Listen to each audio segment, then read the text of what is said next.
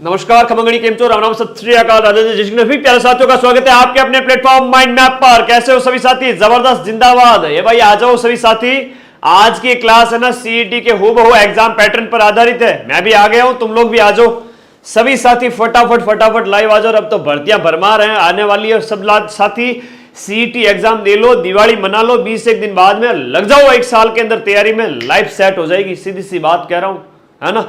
ये आज का जो पेपर है ना भाई, ये आज का जो पेपर है वह आपके राजस्थान हिस्ट्री कल्चर के भी क्वेश्चन है, राजस्थान ज्योग्राफी के भी क्वेश्चन है, इसके साथ साथ राजस्थान की पॉलिटी के क्वेश्चन है, इंडिया जीके, इस इंडिया जीके के इंडिया की ज्योग्राफी के क्वेश्चन है, इंडिया की पॉलिटी, इंडिया की इकोनॉमी और इंडिया की हिस्ट्री तुम्हारे सिलेबस में है नहीं सीईटी 12 में, ठीक है।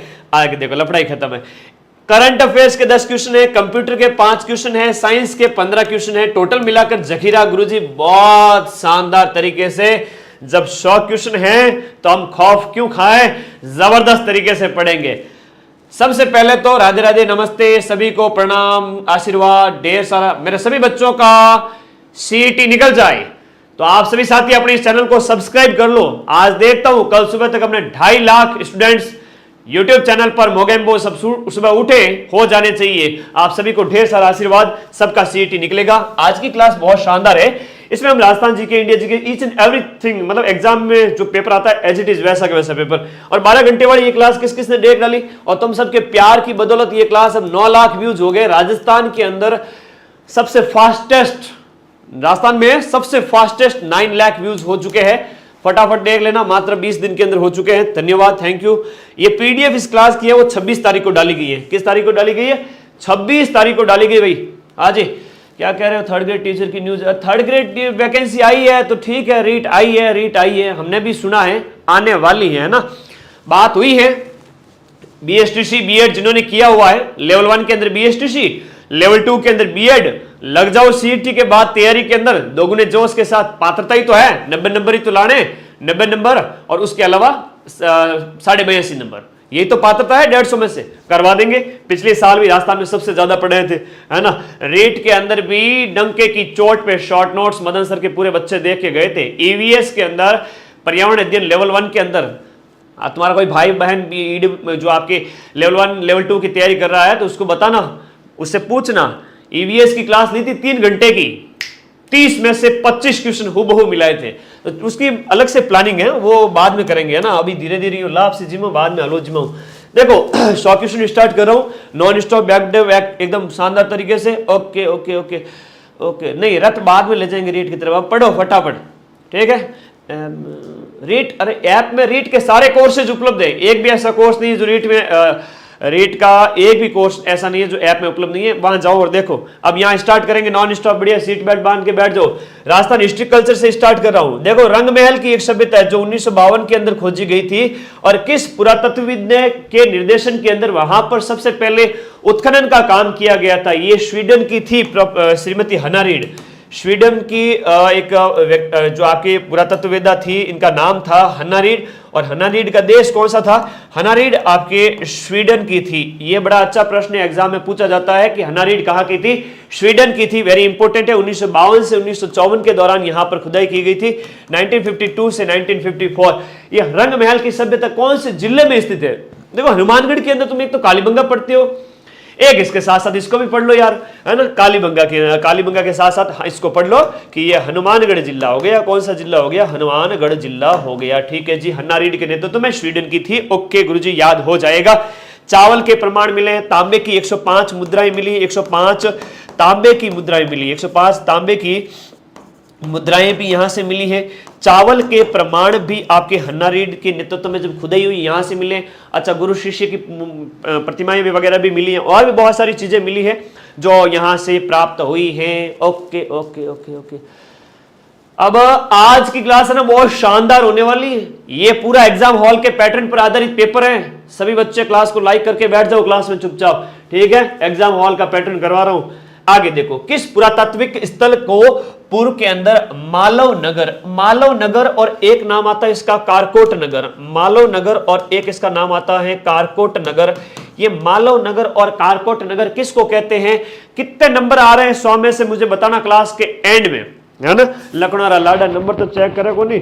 हाँ बताओ फटाफट, क्लास के एंड में बताना कि 100 में से कितने नंबर आए, बेड़ा पार हो जाएगा। हाँ अब देखो यहाँ पर नगर की जो सभ्यता टोंक के अंदर, नगर की सभ्यता टोंक के अंदर, उसे मालव नगर, कारकोट नगर कहा गया है।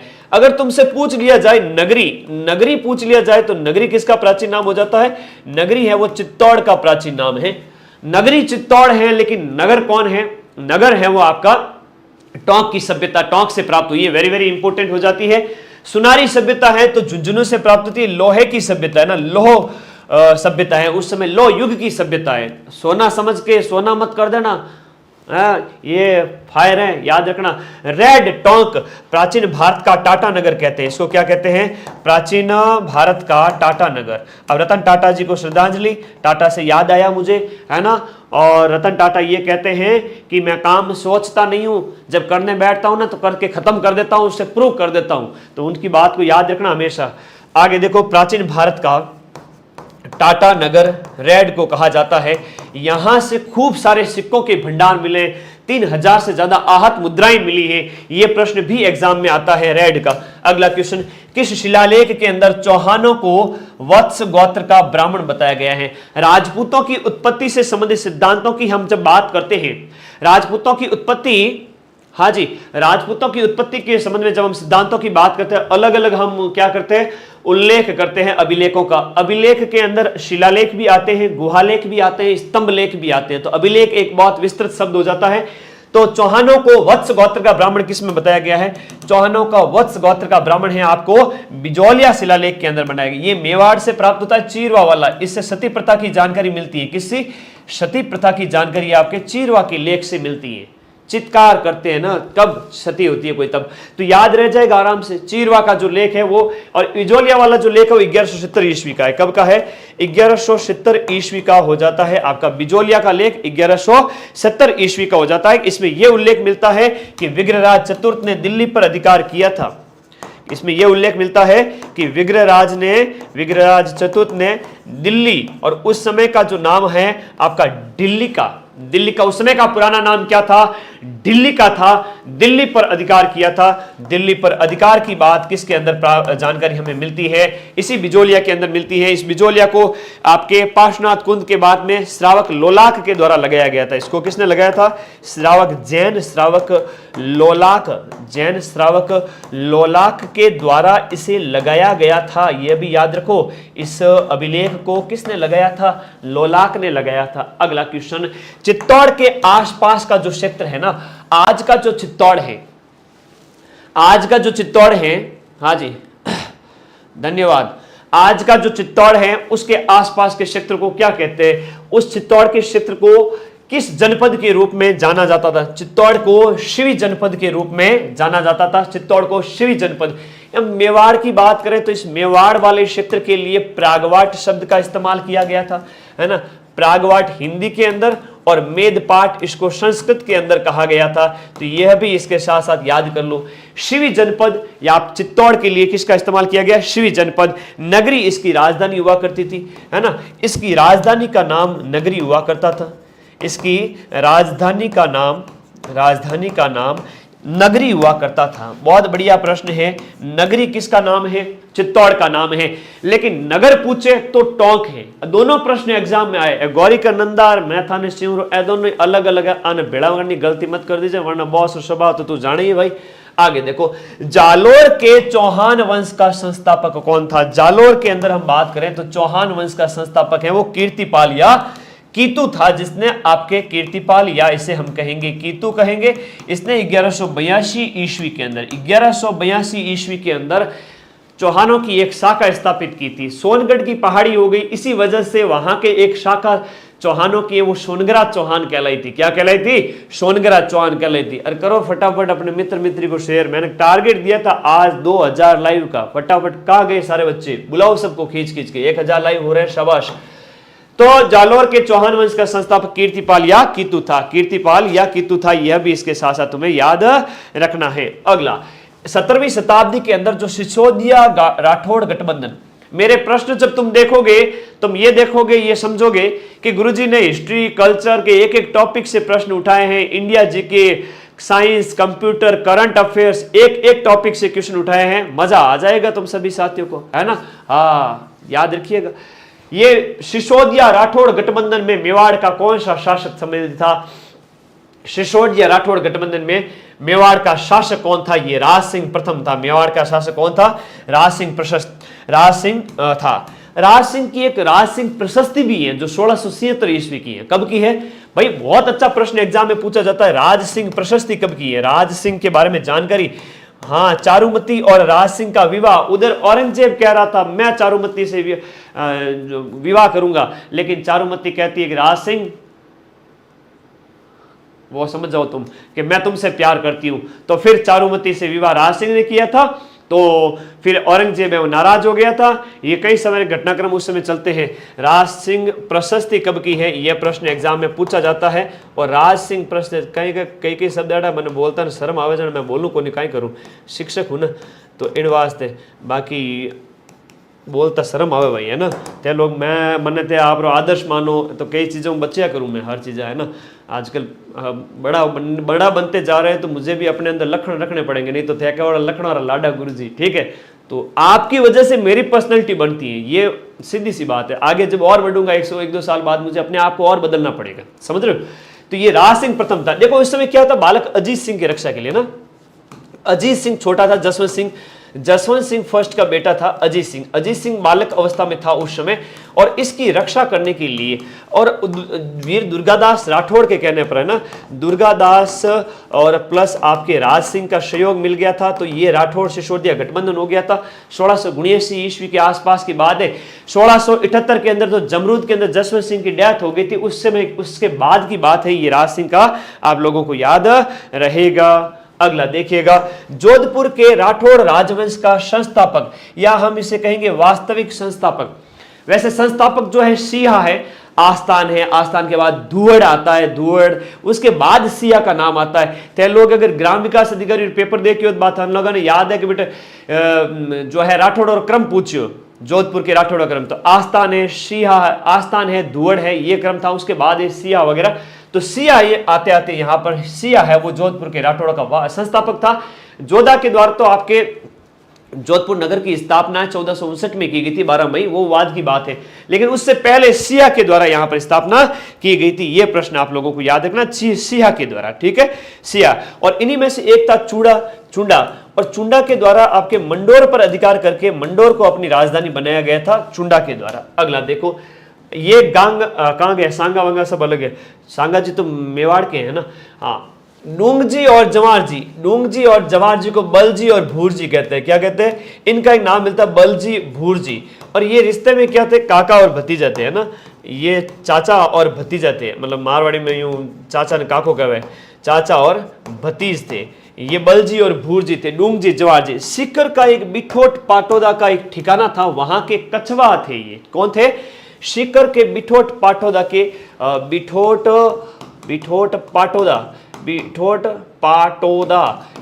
पाटोदा के ये कछवा थे, याद रखना है। और ये राजस्थान के अंदर रॉबिनहुड कहलाते थे, है ना, राजस्थान के रॉबिनहुड। अंग्रेज को कहता बिल्लू आज तुम्हारी जेल से भागेगा और तुम्हारी आंखों के सामने से रफू चक्कर हो जाएगा, तुम देखते रह जाओगे। ये क्या के डाका डालते, और एक तरीके से बहुत डाका डालना मतलब जनता की सेवा के लिए, ऐसा नहीं कि डकैत थे, जनता के लिए रक्षक थे, लेकिन अंग्रेजों वगैरह के लिए, उनके लिए भक्षक थे, उनका ये सफाया करते थे। तो उस समय की बात है। नूंग जी जवार जी है वो राजस्थान के रॉबिन हुड कहलाते हैं ना, बहुत ही वीर पुरुष थे। राजस्थान मध्य भारत सभा कहो या राजपुताना मध्य भारत सभा कहो, एक ही बात है। राजपुताना मध्य भारत सभा कहो या राजस्थान मध्य भारत सभा की स्थापना दिसंबर 1918। देखो 31 दिसंबर 1918 की बात है। ये दिल्ली के चांदनी चौक के अंदर इसकी स्थापना हुई थी। कहां पर हुई थी? चांदनी चौक। ये चांदनी चौक आपकी बात करें तो दिल्ली के अंदर, चांदनी चौक दिल्ली के अंदर इसकी स्थापना की गई थी, मारवाड़ जो आपकी लाइब्रेरी के अंदर। फिर अगला ही साल 1919 आ गया था।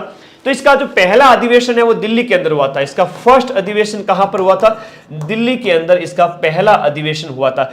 पहला अधिवेशन दिल्ली में हुआ तो, लेकिन सेकंड अधिवेशन अमृतसर में हुआ, तीसरा अधिवेशन आपके अजमेर में होता है, चौथा अधिवेशन आपके नागपुर के अंदर होता है। कहां पर होता है? नागपुर में। यह प्रश्न बार बार एग्जाम में पूछा जाता है कि राजपूताना मध्य भारत सभा का पहला अधिवेशन कहां हुआ? पहला दिल्ली में हुआ, दूसरा अमृतसर के अंदर हुआ, तीसरा अजमेर के अंदर हुआ, चौथा नागपुर के अंदर हुआ। यूं माइंड मैप बनाओ दिमाग के अंदर। जब मैं पढ़ाता हूं ना, माइंड मैप बनाता हूं दिमाग के अंदर के, देखो टावरा अट थारे दिल्ली है, दिल्ली बाद महीने अट पंजाब गया, पंजाब बाद राजस्थान आया, राजस्थान पाचा महाराष्ट्र गए, नागपुर। वहां पर चीजों को दिमाग में सेट कर लो। इसी को ही तो कहते हैं माइंड मैप। इसी से चीजें हमेशा हमेशा के लिए याद हो जाती है। और जो बालक बालिका ऐसे पढ़ता है वो जिंदगी में कभी प्रॉब्लम फेस नहीं करता, उसको हमेशा याद रहता है, एक बार पढ़ा हुआ।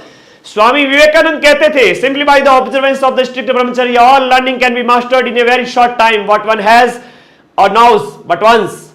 एक बार पढ़ने और सुनने से चीजें याद रहती हैं। माइंड मैप तो बनाओ दिमाग के अंदर। तो ये तुम लोगों को यहां पर याद रहना। गुरुजी घड़ी चौकी लागी, अंग्रेजी पढ़ते बोलिया कहीं मन समझ में कौन नहीं आई। चलो कोई बात नहीं, ठीक है। राजपूताना मध्य भारत सभा 1918 तुम लोगों को याद हो गया। अगला, उस स्वतंत्रता सेनानी का नाम बताइए जिसने पंचीड़ा गीत लिखा था। यह प्रश्न आएगा। एक प्रश्न यह पूछा जाता है, मेवाड़ का वर्तमान शासन किसने लिखा था?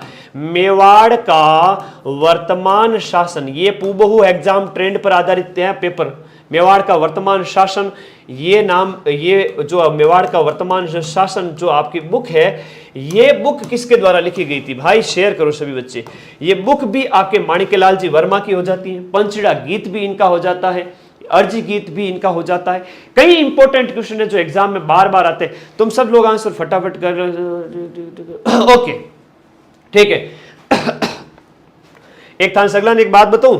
हाँ बताओ गुरुजी।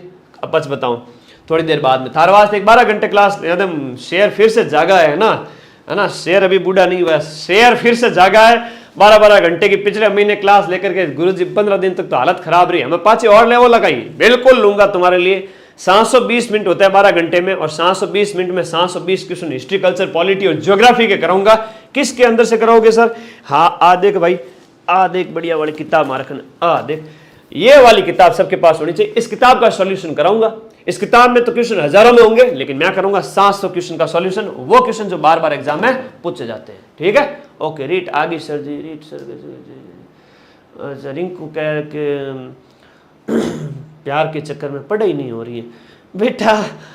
बेटा इश्क के चक्कर में लाखों बर्बाद हुए, हजारों बर्बाद हुए, लाखों तैयार बैठे हैं, और अब तुम कह रहे हो कि मैं इश्क के चक्कर में रह गया। कोई बात नहीं बेटा, तेरी सीट कोई और ले जाएगा। तू कर, इश्क कर तू, ठीक है। हाँ इश्क काला आया लखनऊ लाडो। आगे बढ़ो सभी बच्चे। ये बैच है ना, ये पटवार पूरा लाइव पड़ा है, ये वाला लाइव चल रहा है। वीडियो वाला लाइव कराऊंगा जब वैकेंसी आ जाएगी, सिलेबस आ जाएगा उस समय। ये दीपावली के बाद 1 नवंबर से इसकी प्राइस बढ़ जाएगी, है ना। मैं फिर से कह रहा हूं, क्योंकि मार्केट के अंदर अभी जो फीस चल रही है वह आपके 3000 मिनिमम चल रही है इस कोर्स की, और मैंने 2000 कर ली है। ये 3000 से लेकर के 5000 के अंदर मार्केट वाले तुमसे फीस ले रहे, और 90% प्रूफ के नाम पर कोई नहीं आता है। मैं 90% प्रूफ भी दूंगा पटवारी के अंदर, और अभी इस फीस के अंदर पढ़ा रहा हूं। जिस भी बच्चे को ज्वाइन करना है अगले 20 दिन के अंदर फटाफट ज्वाइन कर ले। फिर मुझे मत कहना कि सर आपने प्राइस क्यों बढ़ाई। प्राइस इसलिए बढ़ानी पड़ती है कि मार्केट वाले लोग है ना, वो फिर कंपटीशन रहता है ना भाई, कई सारी चीजें रहती है, फिर वो हमें हल्के में आंकने लग जाते हैं। तो तुम लोग फटाफट इसका फायदा उठा लो, अगले 20 दिन है तुम्हारे पास, ठीक है। आगे आ जाओ। मार्केट में कई सारी चीजें होती है ना, लोग प्राइस कम कर ही नहीं रहे, मैंने सबसे कम प्राइस की है, ठीक है। अब देखो, अब जल्दी से जल्दी ज्वाइन करो फटाफट, अगले 20 दिन के अंदर, तुम्हारे पास टाइम कम है। 1938 में करौली प्रजामंडल का एक क्वेश्चन पक्का आएगा। प्रजामंडल का एक क्वेश्चन पक्का आएगा। ये त्रिलोक चंद्र माथुर के द्वारा 1938 के अंदर करौली प्रजामंडल की स्थापना की गई थी। करौली प्रजामंडल की स्थापना 1938 के अंदर की गई थी, यह याद रखिएगा। आता है, बार बार पूछा जाता है। विलय पत्र पर हस्ताक्षर करने के समय, विलय पत्र पर हस्ताक्षर करते समय किस शासक ने कहा था कि मैं अपने डेथ वारंट पर हस्ताक्षर कर रहा हूं, मैं अपने डेथ वारंट पर हस्ताक्षर कर रहा हूं, मतलब मारो जीव निकल जावेला, मैं मर जाऊंला, काई करूंला, मारो डेथ वारंट है, इसके बाद मैं मरे समान हूं, ऐसा किसने कहा था? बांसवाड़ा के रावल चंद्रवीर सिंह ने। गुरुजी लंबो आंसर दे, लंबो कर दूं भाई, कर दे, तेरी इच्छा। सीईटी का पेपर है, नेगेटिव मार्किंग है नहीं, रीट का पेपर होगा, नेगेटिव मार्किंग होगी नहीं, पात्रता के अंदर। मेंस के अंदर नेगेटिव मार्किंग होगी, तुम्हें पढ़ाऊंगा बिंदास तरीके से, टेंशन मत लो, सब्सक्राइब करके रखो। चंद्रवीर सिंह, अब देखो एकीकरण का जो सेकंड चरण है आपका 25 मार्च का जो था, 25 मार्च जब 1948 की बात है, जब आपके एकीकरण के सेकंड चरण के अंदर सभी रियासतें, लगभग 8-9 रियासतें आ गई थी, आपका पूर्व राजस्थान संघ बन गया था। क्या बन गया था? पूर्व राजस्थान संघ बन गया था। उस समय आपका क्या हुआ था, इस बांसवाड़ा का भी क्या हो गया था, उस समय विलय हुआ था, उस समय की बात है। पर ये लखनऊ और लाडे कह रहे हैं कि अब मैं मिल रहा हूं, मेरे डेथ वारंट पर हस्ताक्षर है, उस समय की बात है। किलों से एक प्रश्न पक्का पूछा जाता मेरे भाई कि सुदर्शनगढ़ का जो किला है निम्नलिखित में से किस दुर्ग का अन्य नाम है? सुदर्शनगढ़ का किला निम्न में से किस दुर्ग का दूसरा नाम है? ये जो आपका नाहरगढ़ का किला जो आपका जयपुर के अंदर है, इसी को ही सुदर्शनगढ़ का किला कहते हैं। इस दुर्ग का निर्माण वैसे तो सवाई जयसिंह के टाइम में स्टार्ट हुआ था, है ना। इस दुर्ग का निर्माण सवाई जयसिंह के टाइम में स्टार्ट हुआ था, ये चीजें याद रखिए। 1734 ईस्वी के अंदर सवाई जयसिंह के अंदर, जिसने जयपुर नगर बसाया था, जयसिंह सेकंड कह लो या सवाई जयसिंह कह दो, तो जयसिंह सेकंड के द्वारा इसका जो निर्माण है वो शुरू करवाया गया था 1734 ईस्वी के अंदर। बाद में इसका जो निर्माण कार्य वगैरह राम सिंह द्वारा, इसको अंतिम रूप, वर्तमान स्वरूप है वो राम सिंह द्वारा प्रदान किया गया था। राम सिंह जो आपके 1876 के अंदर हम बात करते हैं ना, जयपुर को गुलाबी रंग से रंगवाया, कई सारी चीजें थी।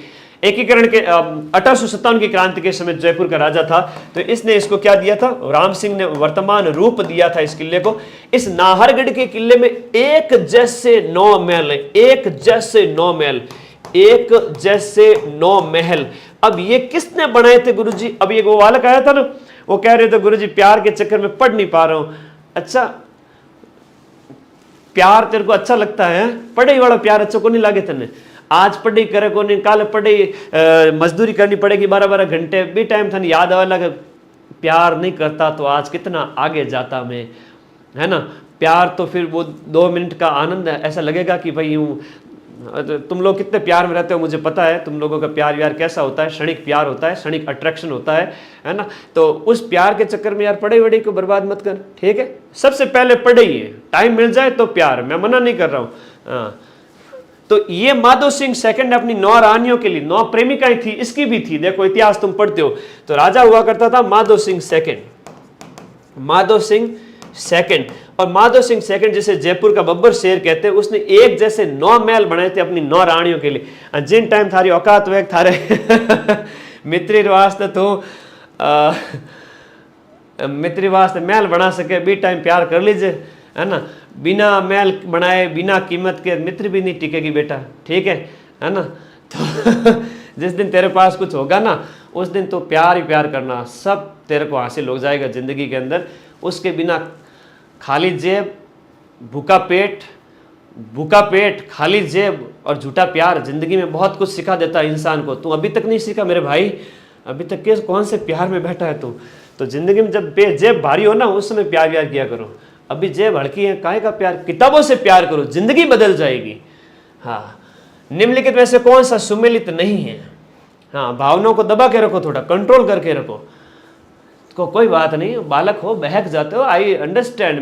मुझे व्हाट्सएप आते कई बच्चों के, पर्सनल एडवाइस मांगते हैं, सर मुसीबत में हूँ, क्या करूँ, अब ऐसा प्यार के चक्कर में लाइफ ऐसा हो गई है, मैं फोकस नहीं कर पा रहा हूँ, फोकस नहीं कर पा रही हूँ। उसको ऐसा राइट गाइडेंस देता हूँ, दोबारा कहता है गुरुजी थारे पाँव पढ़ो, कहीं बढ़िया गाइडेंस दी। तो थे लोग, मतलब हमारा छोटा भाई बहन हो, तो थारी प्रॉब्लम हमारी प्रॉब्लम है, तो कोई दिक्कत नहीं, बहक जाते हो, भटकाव आ जाता है, पर कोई गुनाह नहीं है जिंदगी में। हमेशा बस गलती को दोहराना मत, आगे बढ़ते रहो, है ना।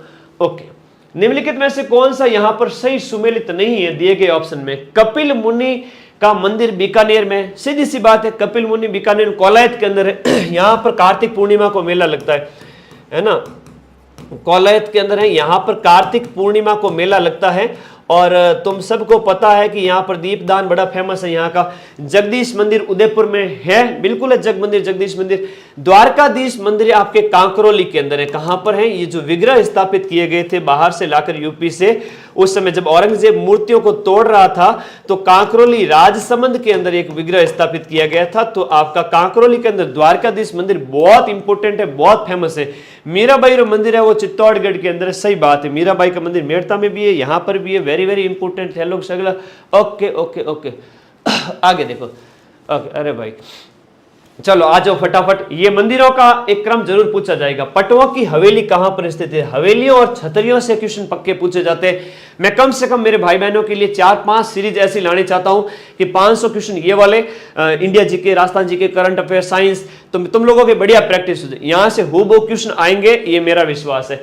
पटवा की हवेली आपके जैसलमेर के अंदर स्थित है। किसने बनवाई थी पटवा की हवेली के बारे में जरा कमेंट करो रे फटाफट। पटवा की हवेली के बारे में हम बात करें तो ये आपके गुमान चंद पटवा के द्वारा अपने बेटों के लिए बनाई गई थी। किसके लिए बनाई गई थी? गुमान चंद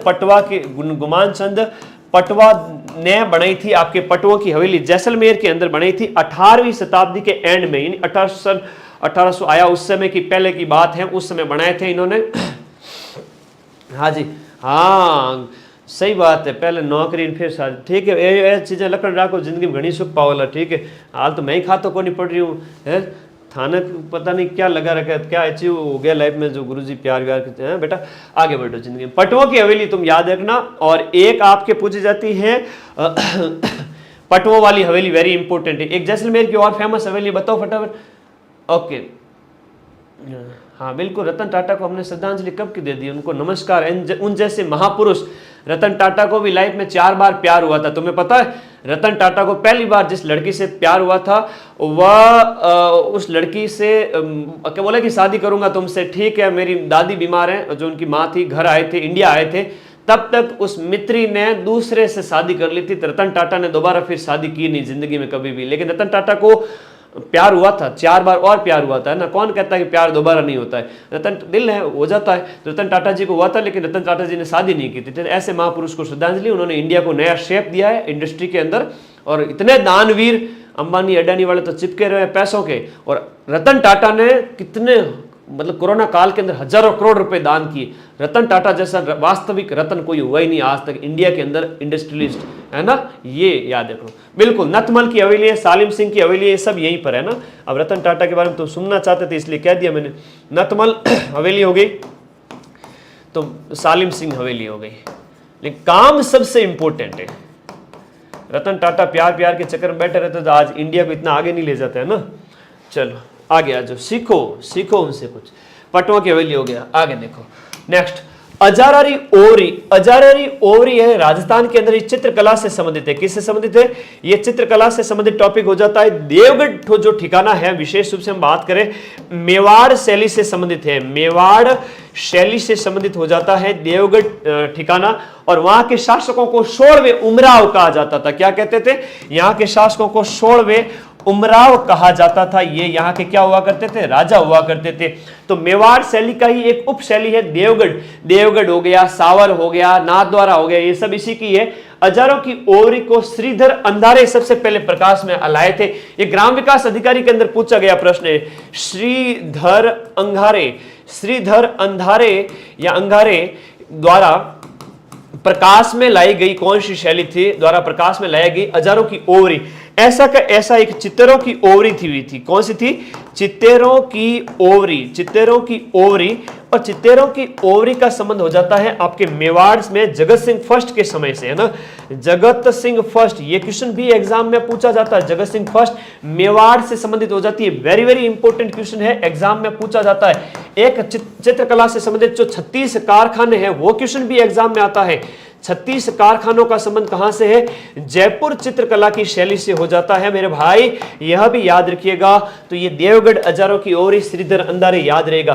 पटेलियो बिच्चो लालर माछर अकाये, पटेलियो बिच्चो लालर माछर, यह सब गीत है, यह सब का ये गीत है जो कि मेवाड़ के अंदर जो मैदानी क्षेत्र है, पहाड़ी क्षेत्र है, उन क्षेत्र के अंदर भील आदि जनजाति जो लोग रहते हैं वो ये गीत गाते हैं। पटेलियो बिच्चो लालर, ये मेवाड़ के प्रसिद्ध गीत हैं। किसके गीत हैं? पटेलियो बिच्चो लालर, ये मेवाड़ के प्रसिद्ध गीत हैं। Very very very very important. अगला देखो, ये सारे क्वेश्चन एग्जाम पूछे गए थे, ये ईओआरओ के अंदर पूछा गया था। किसमें पूछा गया था?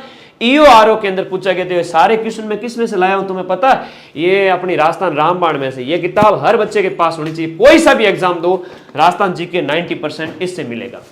अगला देखो तुम, सुमेलित करना। यहां पर देखो, गरासियों की होती है, मांदड़ होती है, बिल्कुल सही बात है।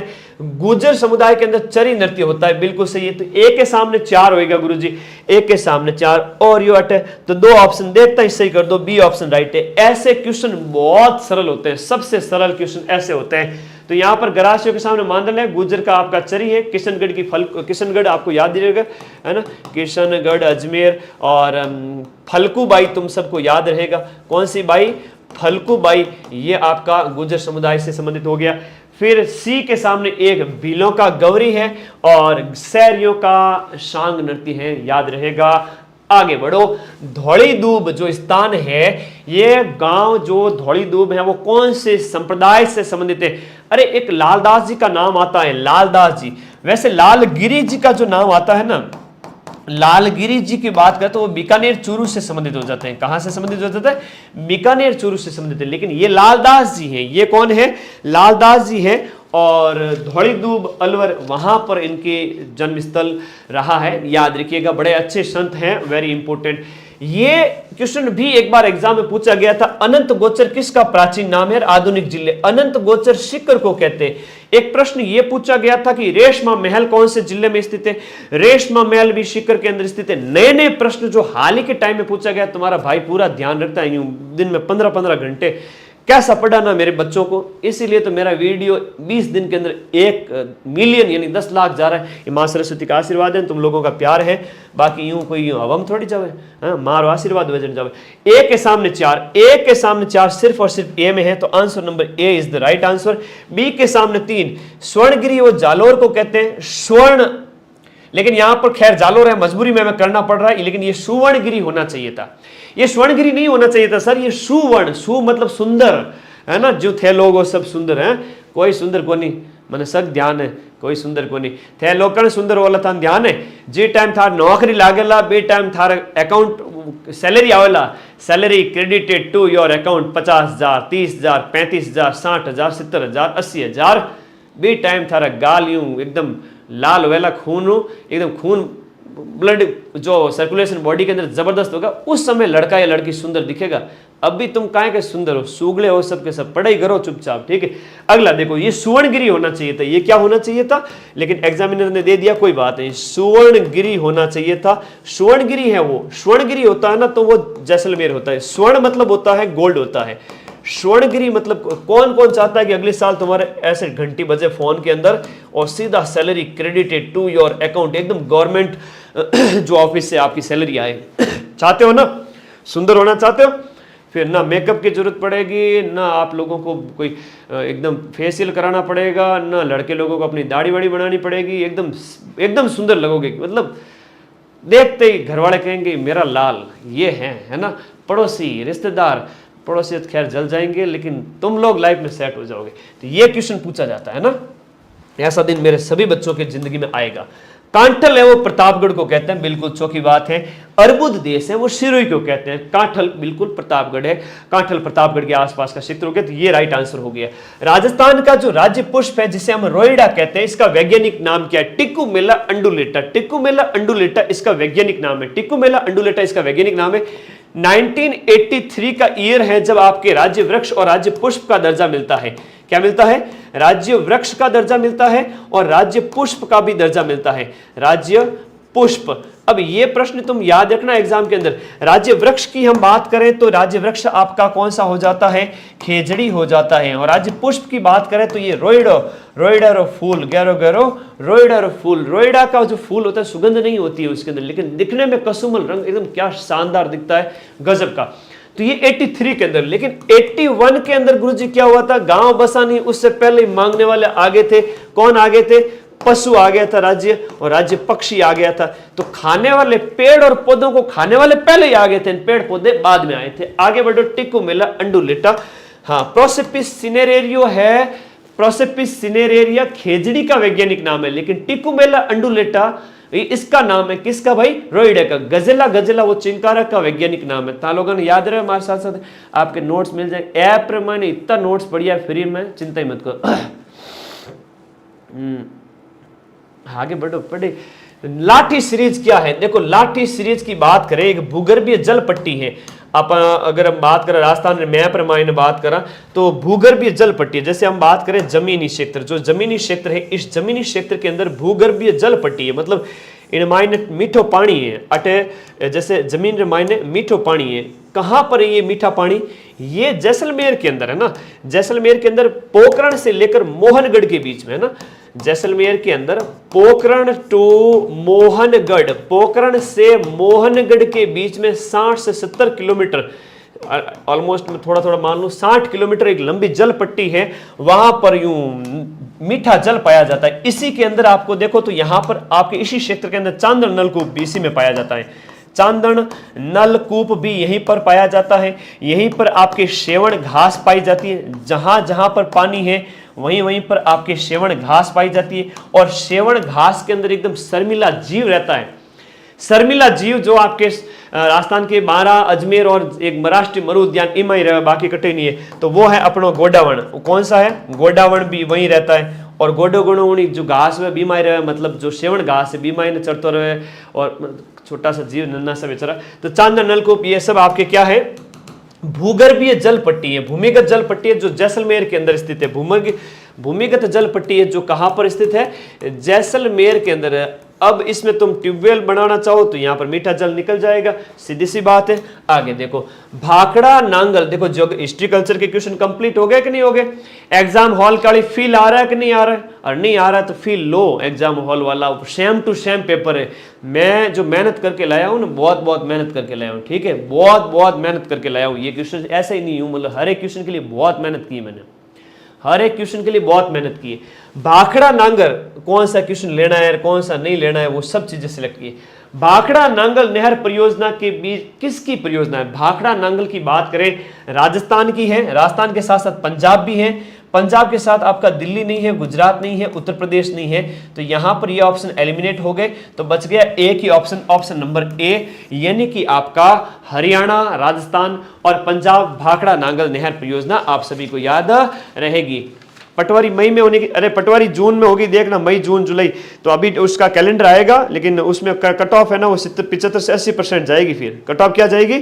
75 से 80% कट ऑफ जाएगी, ये याद रख लेना, ठीक है। ओके, यहां पर देखो 15% है वो राजस्थान को है, 15.2% है वो आपको इस नहर का राजस्थान को प्राप्त होता है, और हनुमानगढ़ सबसे ज्यादा लाभान्वित है। हनुमानगढ़ है वो आपका सर्वाधिक इससे क्या हो जाता है? लाभान्वित हो जाता है। तो यह भी इसके साथ साथ भाखड़ा नांगल के अंदर याद रखना है। अगला क्वेश्चन देखिएगा, देखो एक राजस्थान के जलवायु वर्ग कौन सा युग्म सही सुमेलित नहीं है? ये जो जलवायु का वर्गीकरण दिया वो थानवेट ने दिया है। किसने दिया है? थानथवेट के द्वारा दिया गया है ये वर्गीकरण, थानथवेट के द्वारा, या थानवेट जिनको हम कहते हैं, थानवेट के द्वारा ये जो वर्गीकरण जलवायु वर्गीकरण दिया गया, इसके अंदर जो ऑप्शन नंबर ए है ना वर्गीकरण थानवेट का, ये ईएडी जलवायु पूर्वी राजस्थान की नहीं है, ईएडी जलवायु है वो आपके पश्चिमी राजस्थान की है। शुष्क जलवायु के बारे में वर्गीकरण बताया, पश्चिमी राजस्थान की जो जलवायु है थानवेट के अनुसार ये है। फिर हम इस तरह से अगर मैप में देखें तो ये ईएडी तो आपका यहां आ गया, डीबीडब्ल्यू उत्तरी राजस्थान में ले लो, और फिर आपका डीएडब्ल्यू मध्य राजस्थान के अंदर ले लो, फिर आपका सीएडब्ल्यू दक्षिणी पूर्वी के अंदर आ गया आपका सीएडब्ल्यू। तो ये थानवेट का वर्गीकरण है, याद रखिएगा सभी बच्चे। अगले क्वेश्चन में देखो, राजस्थान के किन जिलों में वर्टिसॉल मिट्टी पाई जाती है? मिट्टियों का वैज्ञानिक वर्गीकरण सीधा सीधा प्रश्न एग्जाम में पूछा जाएगा। एरिडिसॉल है, इंसेप्टिसॉल है, एंटीसॉल है, वर्टिसॉल है, कहां कहां पाई जाती है? वैसे मैं डिटेल में करवा चुका हूं, 12 घंटे वाली क्लास ज्योग्राफी वाली देख लेना तुम। अब यहां मैं बात करूं वर्टिसॉल जो मिट्टी है ना वो हाड़ौती प्रदेश के अंदर पाई जाती है।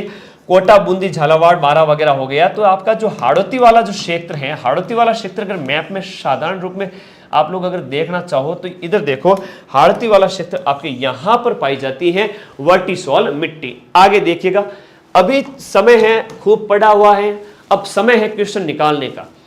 राजस्थान के अंदर जो आपके पलास के वन कौन से जिलों में पाए जाते हैं? पलास के वन कौन से जिलों में पाए जाते हैं राजस्थान के अंदर? पलास के पेड़ों की हम यहां बात कर रहे हैं, किसकी बात है? अब पलास के अलग अलग नाम है। पहले तो मैं तुम्हें जिले बता देता हूं, फिर पलास के अलग अलग नाम है। तुम लोग अगर नाम जानते हो तो कमेंट बॉक्स में बता दो।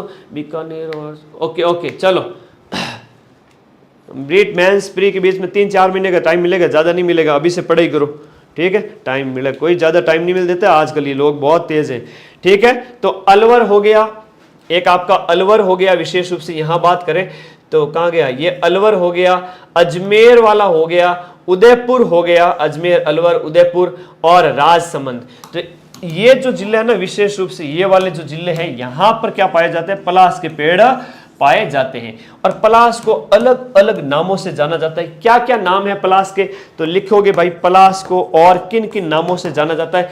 पलाश को ही कहते हैं आपके, क्या कहते हैं, पलाश को ही अलग अलग नामों से जाना जाता है। ढाक कहते हैं, जंगल की ज्वाला कहते हैं, वह तो कहते हैं ढाक के 3 पात, ढाक के 3 पात, तो ढाक कहते हैं। इसी को ही जंगल की ज्वाला कहते हैं। जंगल की ज्वाला क्यों कहते हैं सर, जंगल की ज्वाला इसलिए कहते हैं कि ये एकदम केसरिया रंग का होता है। दूर से देखोगे तो ऐसा लगता है जंगल में आग लग गई। ये RS प्री में एक बार पूछा गया था, जंगल की ज्वाला के नाम से किसको जानते हैं, पलाश को जानते हैं। सागवान और टीक वो अलग है, सागवान को ही टीक कहते हैं। आगे प्रश्न आएगा, खेजड़ी वनस्पति प्रजाति कौन से प्रकार के वनों के अंदर पाई जाती है। खेजड़ी है वो उपोष्ण है कि उष्णकटिबंधीय है, कि किस प्रकार के वनों के अंदर खेजड़ी पाई जाएगी, तो ये उष्णकटिबंधीय कंटीले वन, जहां पर इनकी पत्तियां होती है, छोटी कांटे होते हैं। और उष्णकटिबंधीय कंटीले वन, जहां पर कम पानी होगा तो भी ये लोग सर्वाइव, ये वनस्पति सर्वाइव कर लेती है। तो उष्णकटिबंधीय कौन सी हो गई, कंटीले वनस्पति हो गई, जिसे हम कहते हैं जीरोफाइट कहते हैं, जेरोफाइट या जीरोफाइट कहते हैं इसको, जीरोफाइट वनस्पति, ये याद रखिएगा। अगला, राजस्थान के कौन से जिले के अंदर आपकी वालरा खेती की जाती है। वालरा मतलब कि जंगलों को काटो, जलाओ और वो जमीन जब काम की हो जाए तो खेती करो उसके ऊपर। तो बांसवाड़ा डूंगरपुर वाला जो वागड़ वाला इलाका है दक्षिणी राजस्थान के अंदर, जो वागड़ वाला इलाका है, वहां पर बेसिकली इसकी खेती, इसके भी 2 अलग अलग नाम है, एक चिमाता कहते हैं, एक दजिया कहते हैं। आज मैं तुम्हें बता देता हूं कि चिमाता कौन सी है, दजिया कौन सी है। झूम खेती कहती है, स्थानांतरित कहते हैं, शिफ्टिंग कहते हैं। इस खेती के अलग अलग नाम है, झूम कह दो, स्थानांतरित कह दो, या इसे शिफ्टिंग कल्टीवेशन कह दो, है ना, शिफ्टिंग कल्टीवेशन कह दो, झूम कह दो। अलग अलग नामों से इसे जाना गया है। ये खेती के क्या है, अलग अलग प्रकार है। अब इसमें एक होता है दजिया होता है, एक आपका होता है चिमाता, एक होता है दजिया और एक होता है चिमाता। विशेष रूप से आदिवासी क्षेत्रों के द्वारा की जाती है। ये मैदानी भागों में जो होती है उसे कहते हैं दजिया कहते हैं। मैदानी भागों के अंदर जो जमीन को विशेष रूप से साफ करके मैदानी भागों में जो की जाती है वह आपकी दजिया। और चिमाता जो पहाड़ी ढाल वाला इलाका होता है, पहाड़ी ढाल पर जो वनों को जलाकर जो खेती की जाती है वह क्या कहलाती है, चिमाता। और पानी जब पहाड़ों से उतरता है तो चिर करके नहीं निकलता, एकदम आवाज करते हुए, है ना, चिनचिनाट करते हुए। ओके, धन्यवाद। दजिया मैदानों के अंदर, शाबाश। 25 क्वेश्चन क्या, वापस देखो क्या हुआ 25वें क्वेश्चन के अंदर। वर्टिसॉल क्या हुआ, वर्टिसॉल में क्या हुआ बताओ। वर्टिसॉल 25वां क्वेश्चन था। 25वें क्वेश्चन में क्या दिक्कत है बताओ 25वें क्वेश्चन में क्या दिक्कत है। 25वें क्वेश्चन में देखो सर, वर्टिकॉल अच्छा नहीं पाई जाती ये पूछा है, सॉरी। देखो जल्दबाजी में हो सकता है कि मैं थोड़ा सा, मशीन तो हो नहीं। बीकानेर चूरू, ठीक है, ये वाला जो इलाका यहाँ वर्टिसॉल हो गई, ठीक है। ओके हम थे लोग ऐसा कहिए कमेंट कर दे गुरुजी गलत हो गया, थोड़ा ध्यान देख लो, सब्र रखो, ठीक है, हो जाता है ना, मशीन नहीं हूं मैं, ठीक है। 26वां क्वेश्चन वापस देखो, 26वें का दिक्कत है बताओ। 26वां सही है, हर बार सही नहीं हो सकते तुम। अलवर, अजमेर, उदयपुर, राजसमंद सही है, खेजड़ी वाला सही है, सब सही है। कभी कभी हो सकता है ना, यूं हो सकता है। राष्ट्रीय बीजीय मसाला अनुसंधान केंद्र, भारत का पहला राष्ट्रीय बीजीय मसाला अनुसंधान केंद्र, ये सन 2000 के अंदर स्थापित हुआ था। बहुत बढ़िया क्वेश्चन है। तभी जी अजमेर के अंदर स्थापित हुआ था और सन 2000 में स्थापित हुआ था। सन 2000 में इसकी क्या हुई थी, स्थापना की गई थी। राष्ट्रीय बीजीय मसाला अनुसंधान केंद्र की स्थापना तभी जी अजमेर के अंदर की गई थी। यह क्वेश्चन भी बहुत बढ़िया क्वेश्चन है। 9वीं पंचवर्षीय योजना उस समय चल रही थी, 9वीं पंचवर्षीय योजना चल रही थी, उस समय की बात है। 9वीं पंचवर्षीय योजना की बात है, उस समय इसकी स्थापना हुई थी।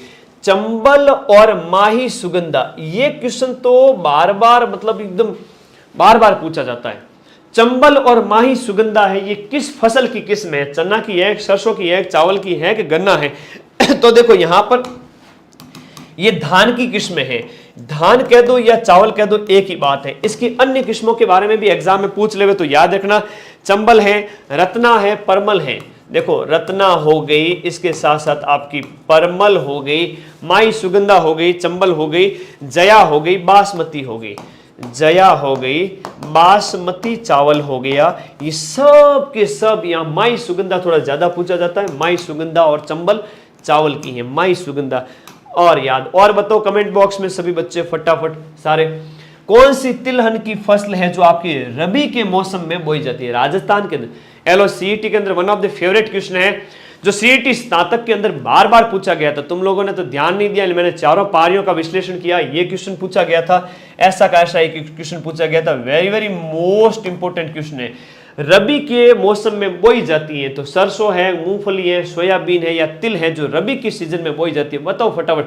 A answer is the right answer. जो सरसों है वो रबी में बोई जाती है, बिल्कुल सही बात है। यहाँ पर रबी के मौसम में कौन सी बोई जाती है?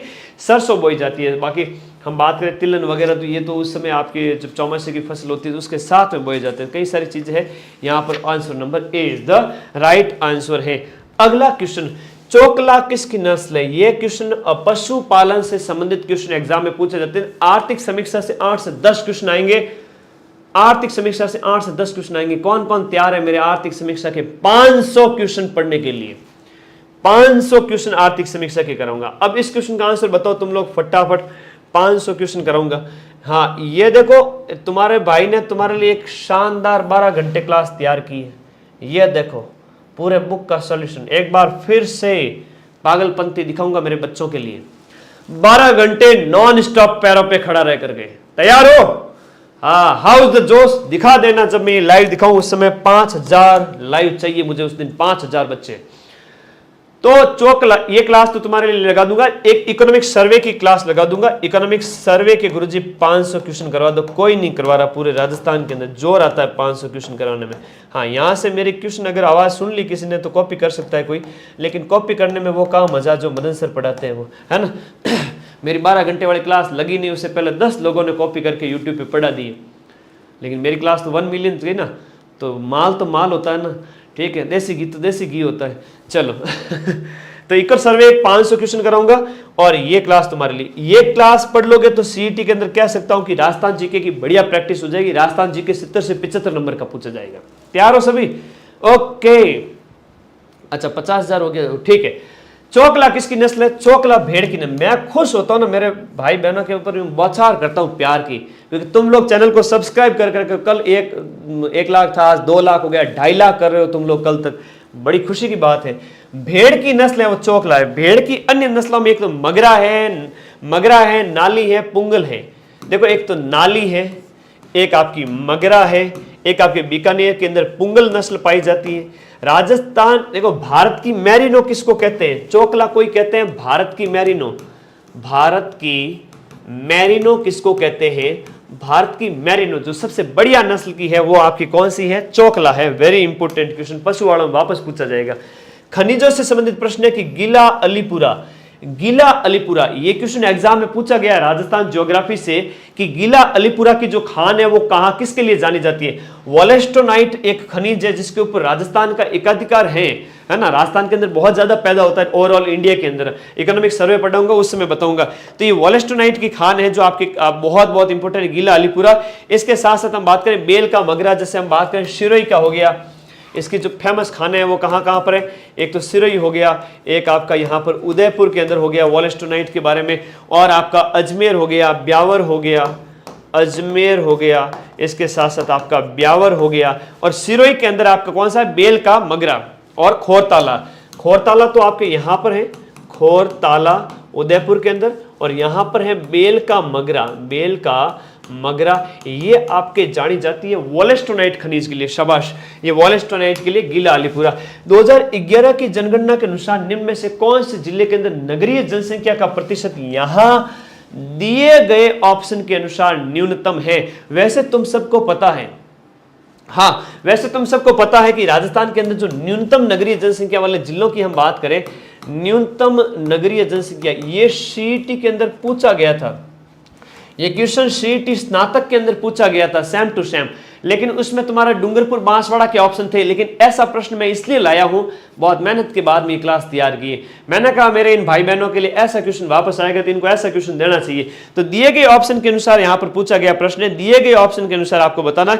तो दिए गए ऑप्शन के अंदर यहां पर दौसा की सबसे कम है, उसके बाद करौली हो गया, जैसलमेर, इनकी आगे दौसा की होगी 12, फिर आपके सेकंड नंबर पर दिए गए आपका 12% के लगभग यहाँ पर नगरीय जनसंख्या, फिर जैसलमेर हो गया। तो ये सब चीजें, लेकिन अगर हम बात करें तो वो डूंगरपुर है सबसे कम 6.3 डूंगरपुर हो जाती है, सबसे कम है आपकी डूंगरपुर की। डूंगरपुर के अंदर नगर नहीं है इतने। फिर बाड़मेर है, डूंगरपुर, बाड़मेर और फिर बांसवाड़ा।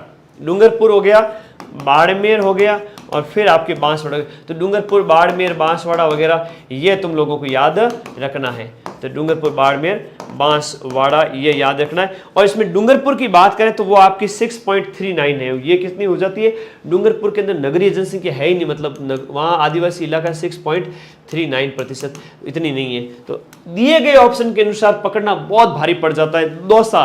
दौसा के बारे में टॉप 3 में भी नहीं है, लेकिन याद करना पड़ेगा, प्रश्न एग्जाम में आएंगे, प्रश्न एग्जाम में आएंगे। ठीक है, ओके। नेक्स्ट, मरु विकास कार्यक्रम। देखो मरु विकास कार्यक्रम जो वर्तमान में तो बंद है ना, वर्तमान में इसको समाप्त कर दिया गया है। वर्तमान में ये प्रोग्राम क्या है? बंद है। लेकिन इस प्रोग्राम की जो शुरुआत है वो राष्ट्रीय कृषि आयोग की सिफारिश पर 77-78 के अंदर राष्ट्रीय कृषि आयोग के द्वारा स्टार्ट किया गया था। किसके द्वारा? राष्ट्रीय कृषि आयोग। तो एक विकास कार्यक्रम भी आपके एग्जाम में पूछा जाएगा, 77-78 का है मरु विकास कार्यक्रम 77-78। कौन से वर्ष में सौर ऊर्जा नीति घोषित की गई थी? नीतियों का एक प्रश्न तुम्हारे डेफिनेटली एग्जाम में आएगा, पिछले एग्जाम में पूछा गया था, ये RS प्री में पूछा गया था। नीति जो आपके सौर ऊर्जा की नीति आपके 2019 की है, वैसे 2010 की पर्यावरण नीति, वन नीति वगैरह तुम पढ़ते हो। नीतियां बाय मदन सर, टेलीग्राम पे PDF डाली हुई। टेलीग्राम पे अगर कोई भी PDF नहीं मिले, सीधा एप्लीकेशन में जाने का और ऐप के अंदर आपके फ्री नोट्स, ये माइंड मैप ऐप है ना, तुम्हारा ऐप है, वहाँ फ्री नोट्स नाम का सेक्शन है और फ्री नोट्स पढ़ो ना तो एक बढ़िया रिव्यू लिखो और 5 स्टार की रेटिंग दो बाहर, ऐप के बाहर की ओर। ये फ्री नोट्स इतने पढ़े, इंडिया जी के, राजस्थान जी के, सब के सब फ्री नोट्स पढ़े, तो वहां जाकर जरूर देखो। कहां पर? माइंड मैप ऐप, लिंक कहां मिलेगा? वीडियो के नीचे। तो 2019 की ये नीति हो जाती है जो इंपॉर्टेंट है एग्जाम पॉइंट ऑफ व्यू से। राजस्थान के अंदर जो राजस्व मंडल है, उस राजस्व मंडल की स्थापना कब की गई थी? राजस्व मंडल की स्थापना है वो 1949 के अंदर होती है। राजस्व मंडल कहां पर है भाई? अजमेर के अंदर। राजस्व मंडल की स्थापना आपके अजमेर के अंदर की गई है। आपके राजस्व मंडल की स्थापना 1949 के अंदर की गई थी, 1 नवंबर 1949 के अंदर इसकी स्थापना होती है अजमेर में। अब देखो, राजस्थान की हिस्ट्री कल्चर करवा दी, कल्चर करवा दी, ज्योग्राफी करा दी, इकोनॉमी करा दी। अब राजस्थान की पॉलिटी आ रही है, तुम्हें पता चला? मजा आ रहा है ना? हाँ, ऐसी क्लास देखा करो। तो राजस्थान की पॉलिटी शुरू कर रहा हूं मैं अब 38वें क्वेश्चन से। अगले 10-12 क्वेश्चन पॉलिटी के, फिर इंडिया के भूगोल के, इंडिया की पॉलिटी के, फिर साइंस के, कंप्यूटर के और करंट अफेयर्स के। आज की क्लास सबसे यूनिक है, शेयर करो सभी बच्चे। राजस्थान लोक सेवा आयोग जो आपका RPSC है, इस RPSC के अध्यक्ष को निलंबित किया जा सकता है। RPSC के अध्यक्ष को निलंबित करने का जो अधिकार है वो राजस्थान के राज्यपाल के पास में है। राजस्थान के राज्यपाल के संबंध में भी अगर हम बात करें RPSC के अध्यक्ष के संबंध में, तो ये कदाचार के आधार पर राष्ट्रपति के आदेश से, है ना, कदाचार के आधार पर राष्ट्रपति के आदेश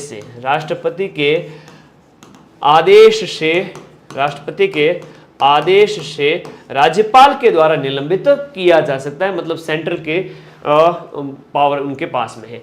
राजस्थान राज्य मानवाधिकार आयोग, ह्यूमन राइट कमीशन का विन्यास क्या है, जो सदस्य है? अब ये क्वेश्चन तो बार बार CET स्नातक में पूछा गया था। मानवाधिकार, तुम्हारा सिलेबस क्या है तुम्हें पता है? यहाँ पर स्टेट लेजिस्लेटिव असेंबली है, हाईकोर्ट वगैरह, ये तुम्हारे सिलेबस में है। उसके साथ साथ तुम्हारे सिलेबस में सूचना आयोग है, मानवाधिकार आयोग है, चुनाव आयोग है। 3-4 चीजें हैं तुम्हारे राजस्थान की पॉलिटी। मुझे एक सिलेबस का एक पॉइंट याद है, जैसे कोई मेरा ही एग्जाम हो, ऐसे, है ना। अब मुझे तो 10 तरह के एग्जाम की तैयारी करानी पड़ती है, लेकिन मेरा एक ही काम है कि हर एक सिलेबस को याद रखना, कहाँ कौन सा प्रश्न आएगा। ये सिलेबस बहुत छोटा है राजस्थान की पॉलिटी का। आयोग तुम्हारे इतने दिए गए, मतलब 3 से 4 आयोग से एक एक प्रश्न पक्का आएगा। जैसे चुनाव आयोग, सूचना आयोग, जो आपके निर्वाचन आयोग, सूचना आयोग, चुनाव आयोग, वो एक ही हो गया, और मानवाधिकार आयोग, ये सिलेबस के अंदर है। तो ये क्वेश्चन जो एग्जाम में पूछा जाए वेरी वेरी इंपॉर्टेंट हो जाता है। यहाँ पर सदस्यों का विन्यास कितना हो जाता है, ये आपका हो जाता है 1+2। 2019 के आधार पर 1+2, ये 2019 के बाद से, 2019 के बाद से 1+2 हो गया। और गंगाराम मूलचंदानी क्या है, हेड है इसके, गंगाराम मूलचंदानी, गंगाराम मूलचंदानी, गंगाराम मूलचंदानी, ये वर्तमान में इसके क्या हो जाते हैं, हेड हो जाते हैं। ये क्वेश्चन भी एग्जाम में आता है। भाई पूछा गया था कि नहीं पूछा गया था, सीईटी स्नातक की बार बार पारियों में पूछा गया था। निम्न में से कौन सा आपका, देखो ग्राम पंचायत की आय का स्रोत है, ये क्वेश्चन सीईटी में पिछली बार पूछा गया था, याद रखिएगा। ग्राम पंचायत की आय, इनकम कैसे होती है, बिक्री कर से, संपत्ति कर से, या फिर आपका भूमि कर से, या आयकर या इनकम टैक्स से। तो इनकी जो ग्राम पंचायत की जो आय का स्रोत है ये भूमि कर है, ये इंपॉर्टेंट है। ये सीईटी पिछले वाले एग्जाम में, सीईटी 12th में पूछा गया ऐसा प्रश्न। तो मैंने 10% पीवाईक्यू भी शामिल किए जो सीईटी के हैं, बाकी सारे के सारे वो क्वेश्चन है जो बार बार एग्जाम में पूछे जाते हैं। भूमि कर यहाँ पर राइट आंसर हो जाता है। जिला न्यायाधीश की नियुक्ति किसके द्वारा की जाती है, देखो जिला न्यायाधीश की नियुक्ति है वो किसके द्वारा की जाती है, देखो राज्यपाल के द्वारा अनुच्छेद 233(1) के तहत, 233(1) के तहत, अनुच्छेद 233(1) के तहत जिला न्यायाधीश की नियुक्ति आपके राज्यपाल द्वारा की जाएगी। यह प्रश्न भी बहुत प्यारा है, एग्जाम में पूछा गया था। हाँ जी, राजस्थान विधानसभा के पहले अध्यक्ष कौन थे ये बताओ, और यहां पूछा गया है पहले उपाध्यक्ष कौन थे। तुम अध्यक्ष का नाम बता दो, मैं था उपाध्यक्ष बता दूं, ठीक है, ओके ओके, ठीक है। इस क्वेश्चन का आंसर है आपके लाल सिंह सक्तावत। लाल सिंह सक्तावत राजस्थान की जो विधानसभा है, लेजिस्लेटिव असेंबली, उसके पहले उपाध्यक्ष थे। कौन थे, पहले उपाध्यक्ष थे। यह क्वेश्चन एग्जाम में पूछा गया है, पहले कौन थे बताओ, अध्यक्ष, अध्यक्ष का नाम पता नहीं है। राजस्थान विधानसभा के पहले अध्यक्ष नरोत्तम लाल जोशी थे। हाँ, लखनौरा लाडा, नरोत्तम लाल जोशी, नरोत्तम लाल, ये चीजें तो याद होनी चाहिए भाई, पढ़ाई करो जो कोई कोई चीज़ें तो यूनिक हुए, बार बार एग्जाम पूछी जाए, कोई अच्छी अच्छी चीज़ें है ना, वो याद रखनी चाहिए। फर्स्ट अध्यक्ष, आज के बाद भूलना मत जो नए बच्चे हैं। अब देखो यहाँ पर राजस्थान में जब पहली बार राष्ट्रपति शासन लगाया गया था, उस समय राजस्थान के राज्यपाल कौन थे, ये 67 के अंदर 13 मार्च को लगा था। 13 मार्च 1967, 13 मार्च 1967 से लेकर के ये चला था आपके 26 अप्रैल तक। कितना, 26 अप्रैल। अब बड़ा एग्जाम जब भी होता है ना, उसमें ये पूछ लिया जाता है कि तुम्हारे ये पहला जो राष्ट्रपति शासन है, जो आर्टिकल आपके 356 के तहत लगाया जाता है, उसके तहत बताओ ये कितने दिन तक लगा था। तो मैं काउंट कर लो, उससे माइनस कर लो, आपको पता चल जाएगा। 44 दिन लगभग, ऑलमोस्ट आई थिंक आ ही जाएगा, है ना। 17 और 26 कितने होते थे, 44 डेज। अब इस समय जब शासन लगा था, उस समय आपके संपूर्णानंद, आपके मोहनलाल सुखाड़िया सरकार के टाइम में पहली बार राष्ट्रपति शासन लगा था। उस समय संपूर्णानंद हुआ करते थे, संपूर्णानंद। वैसे कल वाली क्लास में अच्छे से चारों चीजें लिखाई थी, स्क्रीनशॉट लेने का बोला था, तुम्हारे फोन में वो स्क्रीनशॉट पड़ा पड़ा सड़ रहा है, रिविजन नहीं किया अभी तक। मैंने लिखाया था कि नहीं लिखाया था, परसों कितनी मेहनत करके लिखाया था, अंगूठा घिस गया मेरा, पर तुम लोग चैनल को सब्सक्राइब करते नहीं हो, अंगूठा घिस जाएगा तुम्हारा, है ना। राजस्थान की कार्यपालिका का जो संवैधानिक प्रमुख कौन सा होता है, संवैधानिक प्रमुख है, वो संवैधानिक प्रमुख है, नाम मात्र का प्रमुख है। तो आपकी राजस्थान की कार्यपालिका का संवैधानिक प्रमुख पूछा है, संवैधानिक प्रमुख। अब इंडिया लेवल पे अगर होता तो राष्ट्रपति करते, यहां पर राज्यपाल है, और कार्यपालिका का जो वास्तविक प्रमुख है वो आपका मुख्यमंत्री होता है, वो आप सबको पता ही रहना चाहिए। अनुच्छेद 154(1) के तहत, अनुच्छेद 154(1) के तहत इसे संवैधानिक प्रमुख हम कहते हैं कि उल्लेख मिलता है। निम्नलिखित में से कौन सा भौगोलिक क्षेत्र आपके सबसे प्राचीन है। इंडिया ज्योग्राफी स्टार्ट कर रहा हूं, इंडिया की राजस्थान पॉलिटी कंप्लीट हो गई। इंडिया की ज्योग्राफी के लगभग 15 क्वेश्चन तुम्हारे लिए लेके आया हूं। राजस्थान हिस्ट्री कल्चर करा दी, ज्योग्राफी करा दी, राजस्थान की पॉलिटी करा दी। अब इंडिया की ज्योग्राफी के लिए तैयार हो जाओ। अगले 15 क्वेश्चन के अंदर इंडिया की ज्योग्राफी के अंदर था। लोगों ने अगर सिलेबस ध्यान है तो बताओ, सिलेबस पता नहीं है। भारत के भौतिक प्रदेश जिसमें पठार, मैदान, आपके पर्वत, ये सिलेबस में है, द्वीप वगैरह। उसके बाद जो तुम्हारे सिलेबस में पानी वाली सारी चीजें, नदी, सागर और झीलें, बांध, ये तुम्हारे सिलेबस में दूसरा पॉइंट। और तुम्हारे सिलेबस में तीसरा पॉइंट ये है, अब तुम लोगों को थोड़ी शर्म आनी चाहिए, किसी किसी बच्चे को अगर सिलेबस याद नहीं है, गुरुजी माफी चाहूं, अगर ऐसा एटीट्यूड है जिंदगी में बहुत जल्दी बेटा सरकारी नौकरी ले लोगे कि गुरुजी सिलेबस याद तो नहीं था लेकिन आपने याद लिया, थैंक यू, मैं याद रखूंगा या रखूंगी आज के बाद। एक है लास्ट में आता है आपके वन्य जीव अभ्यारण्य, वन्य जीव, वन्य जीव हो गया, पानी वाली चीजें हो गई, बांध, झील, सागर, समंदर, और ये भौतिक प्रदेश। इंडिया की ज्योग्राफी में सिर्फ तीन टॉपिक है और वहां से 8 से 10 क्वेश्चन पूछे जाएंगे, समझ गए। अब इसीलिए तो मेरे को देखने आते हो, तुम्हारी मेहनत कम, मेरी मेहनत ज्यादा, घर बैठे सारी चीजें मिल जाती है ना। नहीं, क्वेश्चन ओनली ये पढ़ो, है ना, नोट करने की जरूरत नहीं, पीडीएफ टेलीग्राम पर दे दूंगा, माइंड मैप ज्वाइन कर लेना। अपन राजस्थान में टॉप 5 में आ गए सिर्फ एक ही साल के अंदर सिर्फ एक ही साल के अंदर टॉप 5 में है राजस्थान में, पूरे राजस्थान के अंदर, और अगले 10 दिन के अंदर टॉप 3 में आने वाले हैं, ठीक है। हाँ, भौगोलिक प्रदेश सबसे प्राचीन है, देखो सबसे पुराना जो भौगोलिक प्रदेश है भारत का वो भारतीय प्रायद्वीपीय पठार है, वो सबसे पुराना है। हम बात करें नवीन की बात करें, सबसे नया कौन सा है, ये हिमालय वाला क्षेत्र है, सबसे नया है। प्रायद्वीपीय पठार है, गोंडवाना लैंड का पार्ट है, किसका पार्ट है, गोंडवाना लैंड। अब क्या है कि पहले पृथ्वी की बात करें 2 भागों में बटी हुई थी, अब थोड़ा एक भाग था संपूर्ण, मैं थोड़ा समझा देता हूं शॉर्ट में, बाकी थान लोगों ने कोई समझा लोगों नहीं। ये था संपूर्ण पृथ्वी। अब इस संपूर्ण पृथ्वी के अंदर ये था आपका 2 भाग में, बीच में तैतीस सागर था, ऊपर वाला जो था ना बीच में तैतीस सागर, थोड़ा सा समझ लो इसको, ओरिजिन ऑफ द अर्थ, ये पृथ्वी की उत्पत्ति के बाद का टाइम बता रहा हूं तुम्हें। देखो समझो, ये बीच का जो था वो पानी था, तैतीस सागर, बीच में क्या था, तैतीस सागर था, ऊपर क्या था, अंगारा लैंड, अ से अंगारा लैंड, अंगारा लैंड उत्तर में था, और नीचे वाला जो टुकड़ा है ना वो गोंडवाना लैंड वाला पार्ट था। तो इंडिया का साउथ वाला जितना भी पार्ट है वो कौन सा है, गोंडवाना लैंड का पार्ट है। इससे जितने भी महाद्वीप बने हैं, ये ज्योग्राफी में पढ़ते हो, ये जितने भी महाद्वीप बने, दक्षिण में जो है वो गोंडवाना की ज्यादातर पार्ट है, उत्तर वाले ज्यादातर अंगारा लैंड की पार्ट है। सीधी सी बात है, ओके बाटो मार दिया वरना स्वीकार को निकल, ठीक है, अब बाद में करवाता। आगे देखो, निम्नलिखित में से कौन सा एक आपका कर्नाटक, केरल और तमिलनाडु के राज्यों का मिलन स्थल है। कर्नाटक, केरल और तमिलनाडु का मिलन स्थल, तुम मिले हम मिले, ठीक है, ये रहा आपका केरल, ये रहा आपका तमिलनाडु, ये रहा आपका कर्नाटक। इन तीनों का मिलन यहां पर होता है, इन तीनों का मिलन यहां पर होता है। वो किस रूप में होता है, नीलगिरी की पहाड़ियों के रूप में, नीलगिरी की पहाड़ियों के रूप में। अन्नामलाई की पहाड़ियों में साउथ की सबसे ऊंची चोटी है जिसका नाम है अनईमुडी। अनईमुडी आपके 2695 किलोमीटर, 2695 मीटर है, जो साउथ की सबसे ऊंची चोटी है। साउथ की सर्वोच्च चोटी का नाम क्या है, मुडी। मुडी किसका, अन्नामलाई का। मैं मुडी हूँ, फूडी हूँ, आजकल बच्चे यूं बायो में लिखते हैं इंस्टाग्राम पे, है ना। तो ये अनईमुडी किसका है, अन्नामलाई का है। तो ये साउथ की सबसे ऊंची चोटी, पालनी पहाड़ियां, नंदी पहाड़ियां नहीं है, नीलगिरी यहां पर तीनों के मिलन स्थल पर स्थित है। अगला देखो, निम्न में से कौन सा यहां पर सुमेलित नहीं है। दिए गए ऑप्शन में जो दर्रा है ना, तुम्हारे एग्जाम में आता है, आरएस प्री में भी आता है, पटवार में भी आएगा, हर एग्जाम में पूछा जाता है। दिए गए दर्रों में से आपका कौन सा दर्रा यहां पर सुमेलित नहीं है। हम भोर घाट की बात करें तो ये हिमाचल प्रदेश के अंदर नहीं है। देखो, थाल घाट और भोर घाट दोनों दर्रे महाराष्ट्र के अंदर है। थाल घाट और आपका भोर घाट, ये दोनों के दोनों आपके कहां है, महाराष्ट्र के अंदर स्थित है, हिमाचल में नहीं है।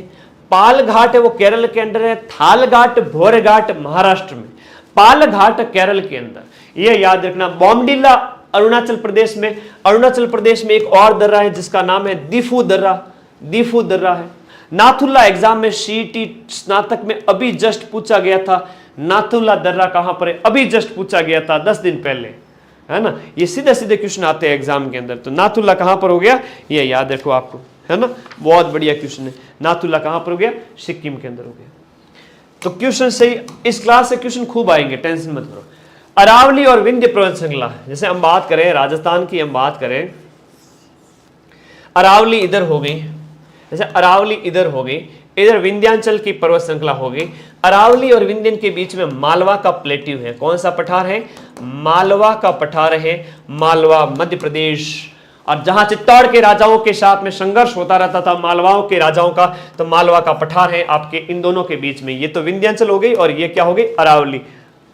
आगे देखो, श्री हरिकोटा द्वीप कहां पर स्थित है? श्री हरिकोटा इस द्वीप जहां पर स्थित है वो आपके एक लैगून झील है आंध्र प्रदेश के तट पर। आंध्र प्रदेश के तट पर एक लैगून झील है।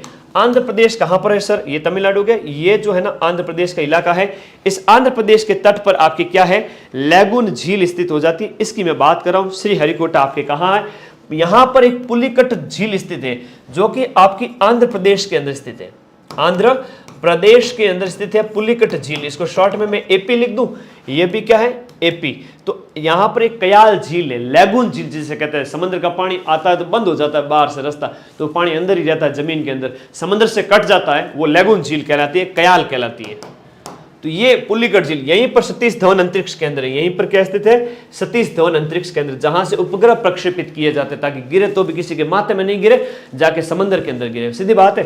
हाँ, निम्नलिखित में से कौन सी नदी आपके चंबल के अंदर नहीं मिलती है? बहुत बढ़िया क्वेश्चन पूछा है। चंबल के अंदर कौन सी नदी नहीं गिरती? सीटी के जिसमें आपकी क्लास की वजह से 105 प्रश्न सही हुए। शाबाश मोगेम्बो, खुश हुआ। दो क्वालिफाई कर ले तू सीटी। चंबल में कौन सी नदी आपके नहीं मिलती है? तो चंबल के अंदर आपकी बेतवा नदी नहीं मिलती है, ये चंबल में नहीं मिलती है। चंबल की शायक तो आपके शिप्रा है, काली सिंध है, पार्वती है, ये सब किसकी सहायक है? चंबल की सहायक है। याद कर लो, रट लो भैया, एग्जाम में काम आएगा। बेतवा किसकी सहायक है? बेतवा यमुना की सहायक है। अभी बताता हूं। और नदी सहायक नदियों वाला क्वेश्चन है सीटी के चारों पारियों में पूछा गया था। गंगा ब्रह्मपुत्र और जो गंगा सिंधु और ब्रह्मपुत्र वाला क्वेश्चन बार बार पूछा गया था। इनमें से कौन सी नदी आपकी गंगा नदी के अंदर बाएं तट से नहीं मिलती है? गंगा की बाईं सहायक नदी, दाईं सहायक नदी। हम यहां पर बात करें, आ चाल रही है गंगा, गंगा गंगा गंगा गंगा चाल रही है, आठ आएगी बांग्लादेश में। तो गंगा जब यहां पर गंगोत्री हिमनद से निकली, मैं चाहता हूं कि सिर्फ 1 मिनट मेरे को दे दो तुम, मैं तुम्हारे 2 नंबर दिलवा दूंगा। सीधा सीधा क्वेश्चन एग्जाम में आएगा, ध्यान रख लेना भैया। यहां देख ला, गंगोत्री की बात करें, गंगोत्री से आपका जो गंगोत्री हिमनद से आपका गंगा निकली है, तो ये किस रूप में यहां पर है? ये भागीरथी के रूप में, भागीरथी के रूप में। और यहां से अलकनंदा आती है, ये कौन सी है? अलकनंदा। अलकनंदा यहां से आई तो देवप्रयाग के अंदर ये स्थान है। यह कौन सा स्थान है? देवप्रयाग, उत्तराखंड के अंदर। यहां पर आगे वो किस नाम से जानी जाएगी? गंगा के नाम से जानी जाएगी। उधर रामगंगा गोमती, रामगंगा गोमती घाघरा। देखो, रामगंगा गोमती घाघरा, घाघरा भी 2 नदियों के मिलने से बनती है। रामगंगा गोमती घाघरा गंडक कोशी महानंदा। गंडक कोशी महानंदा, ये तो आपके कौन से किनारे की है? गंगा देखो, सीधा सीधा क्वेश्चन एग्जाम में आता है, गंगा ऐसे चल रही है। ये कौन सा किनारा हो गया गुरुजी? बायां किनारा हो गया, लेफ्ट हैंड साइड हो गया। ये लेफ्ट हैंड कॉर्नर है और ये मींस बायां किनारा है, और ये दायां किनारा है, ये यहां वाला दायां है, नीचे वाला राइट हैंड साइड है। गंगा वाला क्वेश्चन बार बार आता है, इन वास्ते इतनी माथाफोड़ी करूं, बाकी मैं क्यों माथाफोड़ी करता हूं। यमुना मिलती है, सोन मिलती है, इसमें मिलती है आपकी कौन सी? यमुना। खैर मैप में जिस तरीके से बनाना चाहूँ यहाँ लिखो। एक तो मिलती है आपकी यमुना, ये रिवर कौन सी है? यमुना, याद रखना यमुना, खैर लिखिएगा इसमें। दूसरी नदी है यमुना। मैं खाली प्रतीकात्मक मैप बना रहा हूँ। चंबल, बेतवा, केन इसकी सहायक है। चंबल मिलती है इसमें, केन मिलती है इसमें, बेतवा मिलती है। तो एक लिखो चंबल, एक मिलती है इसमें केन, और एक मिलती है इसमें बेतवा। चंबल, बेतवा, केन इसकी सहायक है। सोन और बाद में हुगली, है ना, बाद में इसमें और आके मिल जाती है सोन, और एक मिलती है इसमें लास्ट में हुगली, बंगाल के अंदर। ऐसी चीजें याद रखो। गंगा के बाएं तट से आके मिलने वाले में एक तो यमुना का नाम याद रखना। यमुना की 3 साथी है, चंबल, केन, बेतवा। ये गंगा में डायरेक्ट नहीं मिलती, यमुना में मिलके मिलती है। सोन हो गई, ये बहुत इंपॉर्टेंट नदी है जो आपके दक्षिणी किनारे से, यानी दाएं किनारे से, दाया दक्षिणी। और हुगली, रामगंगा गोमती घाघरा गंडक कोशी महानंदा, लेफ्ट कॉर्नर से। स्क्रीनशॉट ले लो, एक क्वेश्चन पक्का आएगा। एक स्क्रीनशॉट ले लो, सीधा सीधा क्वेश्चन आएगा। ले लो भाई, ले लो, बहुत इंपॉर्टेंट मेहनत करके लिखा है, ये क्वेश्चन आएगा। और इस क्वेश्चन का आंसर कौन सा हो गया, यहाँ गंगा में बाएं किनारे से नहीं मिलती है, तो बाएं किनारे से सोन नहीं मिलती है, वो दाएं से मिलती है। सोन इसका राइट आंसर हो गया। कोसी गोमती, कोसी हो गई, गोमती हो गई, गंडक हो गई, घाघरा हो गई, ये सब उत्तर की ओर बाएं किनारे से आके मिलती है। अगला, ब्रह्मपुत्र नदी को तिब्बत में किस नाम से जाना। देखो तिब्बत से ब्रह्मपुत्र नदी जब निकलती है ना, तिब्बत से जब ब्रह्मपुत्र नदी निकलती है, यहाँ पर बात करें तो फिर वो अरुणाचल प्रदेश से होते हुए, इस तरह से मैं बात करूं तो इंडिया में प्रवेश करती है। तिब्बत में इसको शांगपो रिवर के नाम से जानते हैं। किस नाम से, शांगपो। सागर माता किसका नाम है, एवरेस्ट का नाम है। अगला देखो, भारत का दूसरा सबसे बड़ा नदी बेसिन कौन सा है। गंगा के बाद में जो नदी बेसिन, जहां नदियां जल ला करके इकट्ठा करती है, गोदावरी का बेसिन सबसे लंबा है। दक्षिण की सबसे लंबी नदी है, दक्षिण की सबसे लंबी नदी है और इसे बूढ़ी गंगा कहते हैं। इसे क्या कहते हैं, इसे कहते हैं बूढ़ी गंगा कहते हैं। बूढ़ी गंगा इसलिए कहते हैं कि साउथ की जितनी भी नदियां धीरे धीरे चलती हैं, रेंगती रेंगती चलती है। कारण यह है कि पठारी क्षेत्र के अंदर वहां ढाल नहीं है। हिमालय की नदियां पहाड़ों को सीना चीरते हुए निकलती है कि दरिया तेरा रत्ती भर भी एहसान नहीं है मुझ पर, मैंने जब भी पिया है पहाड़ों का सीना चीर के पानी पिया है। हिमालय की नदियां तेज ढाल से निकलती है, इसीलिए वी आकार की घाटी बनाती है। साउथ वाली नदियां तो यूं फैलती फैलती चल रही, यूं कछुआ की तरह। सीधे सीधे क्वेश्चन है जो एग्जाम में आते हैं।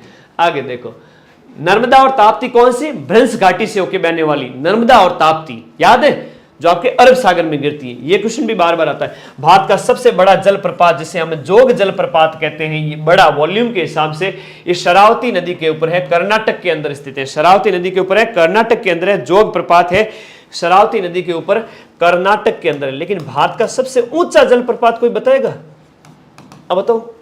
भारत का सबसे ऊंचा जलप्रपात कुंचिकल जलप्रपात है, जो वराही नदी पर है। लिखो, कुंचिकल जलप्रपात है जो आपके 455 मीटर लगभग ऊंचा है। सबसे ऊंचा जलप्रपात, सबसे बड़ा तो ये हो गया, लेकिन सबसे ऊंचा जलप्रपात की बात करें, ये कुंचिकल है। कौन सा, कुंचिकल जलप्रपात है जो वराही नदी पर है। कौन सी नदी पर है, वराही नदी पर स्थित है और 455 मीटर ऊंचा है। 455 मीटर ऊंचा है, 1-1 किलोमीटर ऊंचा है। नियाग्रा वगैरह अमेरिका के अंदर, यहाँ नहीं है, ठीक है। ये तो उससे आधा ही नहीं है, ये तो उसका आधा ही नहीं है। ये एग्जाम में पूछा जाता है। कुंचिकल कर्नाटक के अंदर है, वराई नदी के ऊपर स्थित है। और यह भी कहां पर है, यह भी आपका कर्नाटक के अंदर स्थित हो जाता है। एग्जाम पॉइंट ऑफ व्यू से बहुत बढ़िया क्वेश्चन, कुंचिकल है बेटा, कुंचिकल है। ओके, अगले क्वेश्चन की ओर चलते हैं। कयाल क्या होते हैं। देखो एग्जाम में आता है कयाल आता है। कयाल तो हम बात करें लैगून झीलों को कहते हैं विशेष रूप से। कयाल क्या है, लैगून झीलें होती है। लैगून क्या होते हैं, देखो समंदर किनारे जब भी हम बात करें तो समंदर का पानी लॉक हो जाता ना, जब समंदर का पानी लॉक हो जाए इसके अंदर और बाद में आगे है मिट्टी आ जाए, ये कयाल कहलाता है। ये क्या कहलाता है, लैगून कहते हैं, कयाल कहते हैं, एक ही बात है।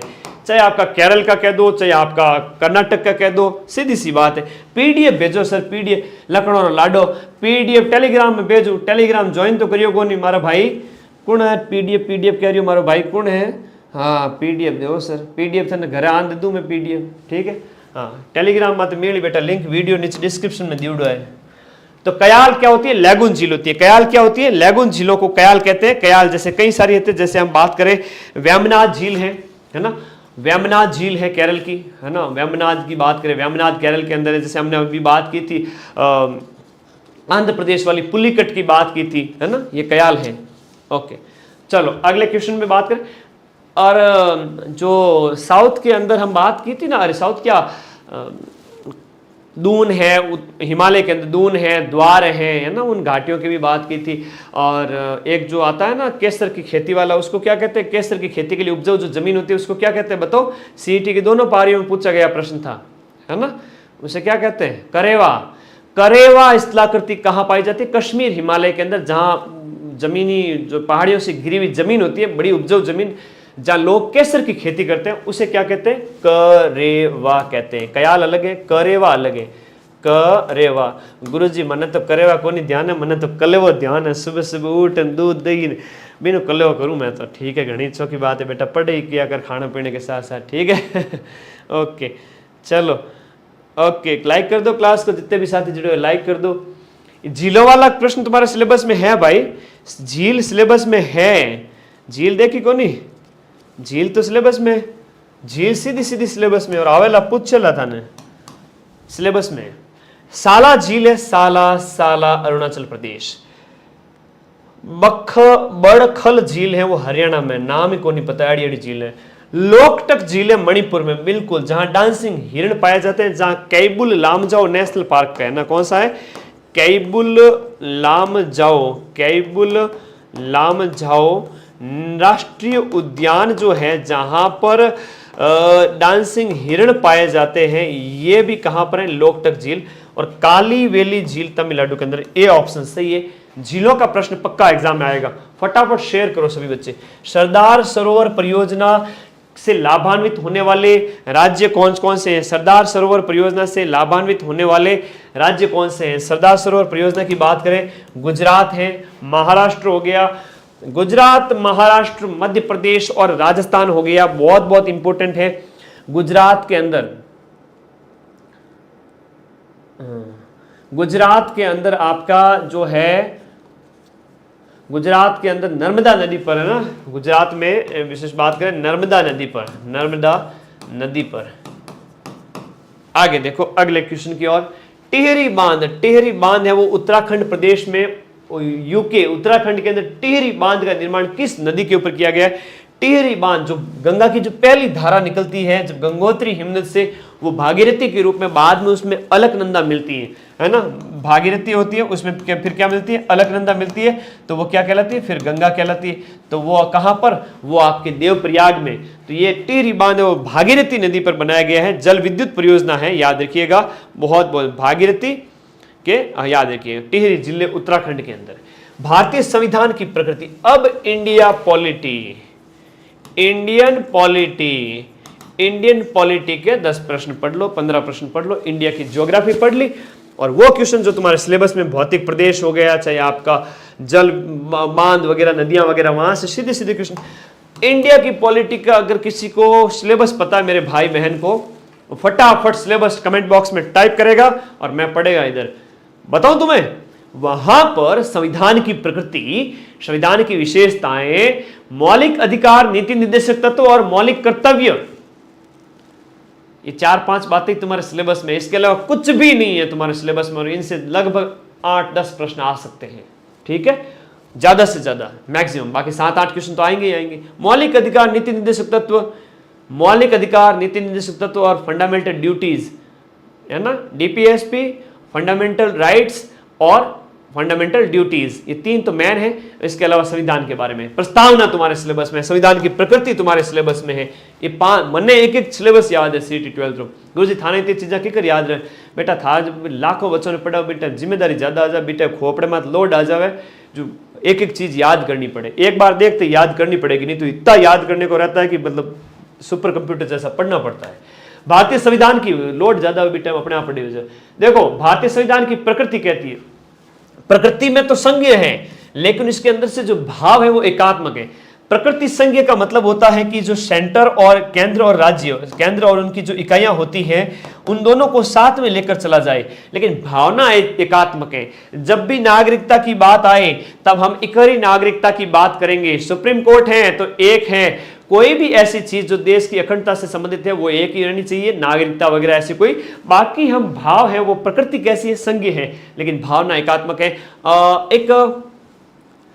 ये अंबेडकर का कथन है। ये ऐसा कथन किसने कहा था? डॉक्टर भीमराव अंबेडकर ने कहा था कि हम इस प्रकार से संघीय भी हैं और एकात्मकता भी भावना है।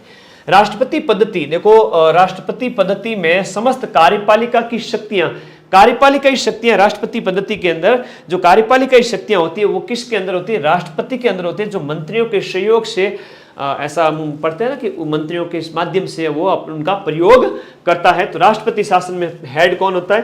राष्ट्रपति शासन में राष्ट्रपति होता है। जैसे अमेरिका के अंदर इसका सबसे ज्यादा प्रयोग देखने को मिलता है, इंडिया में नहीं है, अमेरिका के अंदर। निम्नलिखित में से कौन सा एक भारत के संविधान का संघीय लक्षण नहीं है? आपको ऐसा एक लक्षण दिख रहा होगा जो संघीय नहीं है। देखो, केंद्र राज्यों के बीच में शक्तियों का बंटवारा शक्ति पृथक्करण के सिद्धांत पर आधारित है, बिल्कुल सही है। यह कथन तो आपके सही है, गलत नहीं है। पूर्ण रूप से लिखित संविधान, ये आपका बिल्कुल यहां पर संघीय लक्षण है। और इकरी नागरिकता ये संघीय लक्षण नहीं है, बल्कि एकात्मकता का लक्षण है। किसका लक्षण है? एकात्मकता का लक्षण है। हमारे यहां पर एकात्मकता का लक्षण है। हमारे यहाँ राजस्थान की नागरिकता मिलती है क्या? नहीं। किसकी नागरिकता मिलती है? इंडिया की नागरिकता। तो इस वजह से ये संघीय लक्षण नहीं है। और स्वतंत्र न्यायपालिका ये आपका हो गया। तो यहां पर दिए गए ऑप्शन में कौन सा हो गया? C option. ऐसे सामान्य क्वेश्चन आएंगे, तुम आराम से देख के सही कर सकते। इसके लिए कोई ज्यादा विषय विशेषज्ञता की आवश्यकता नहीं पड़ेगी।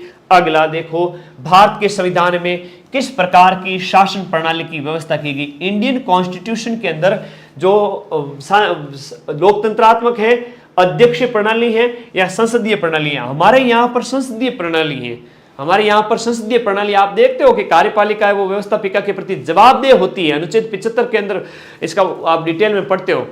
कार्यपालिका है ना, सामूहिक उत्तरदायित्व के, लोकसभा के अंदर हम पढ़ते हैं, सामूहिक उत्तरदायित्व के ऊपर काम करती है। अगर उनके प्रति विश्वास नहीं है तो फिर वो घर बैठ जाती है ना।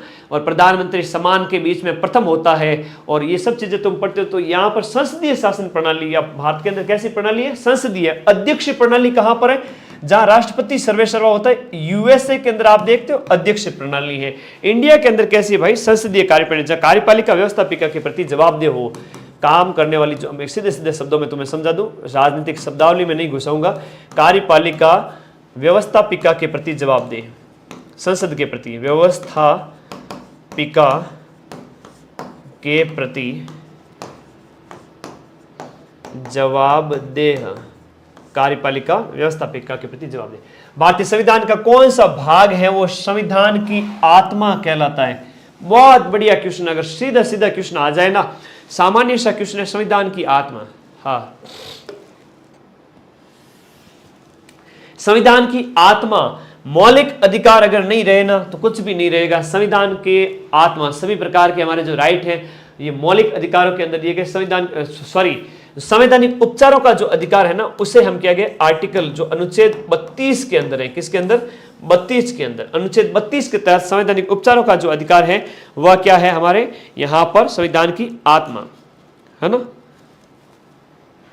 आत्मा यह है क्या? एक सेकेंड, भारत का कौन सा भाग संविधान की आत्मा है? ध्यान से सुनो इस प्रश्न को। संविधान की आत्मा, यहां जो शब्द दिया गया है उसमें थोड़ा सा ध्यान रखें। संवैधानिक उपचारों का अधिकार वो तो आपके जो मूल अधिकार है उनके अंदर है ना। संवैधानिक उपचारों का अधिकार उसमें आता है। लेकिन यहाँ पर उद्देश्य का या प्रस्तावना की हम बात करें ना, है ना, संविधान की आत्मा, एक जो केस है आपका गोलकनाथ बनाम पंजाब वाला है ना, गोलकनाथ वर्सेस पंजाब का जो केस हुआ उसमें हिदायतुल्लाह के द्वारा कहा गया, न्यायाधीश हिदायतुल्लाह द्वारा, है ना। तो ये जो उनके द्वारा जो कहा गया, जो शब्दावली थी वह विशेष है संविधान की उद्देशिका या संविधान की प्रस्तावना को संविधान की आत्मा कहा गया। इसी केस के अंदर इसको कहा गया था। तो ये ऑप्शन राइट है, ठीक है। हाँ, ये ऑप्शन राइट है, धन्यवाद, ये ऑप्शन राइट है। बाकी संवैधानिक उपचारों का अधिकार उसको तो हम मूल रूप से एकदम मूल अधिकारों की रक्षा के लिए मानते ही मानते हैं, है ना, वो तो याद ही रखना है। आगे देखो, निम्न में से कौन सा शब्द है वो भारत के संविधान की उद्देशिका के अंदर नहीं है।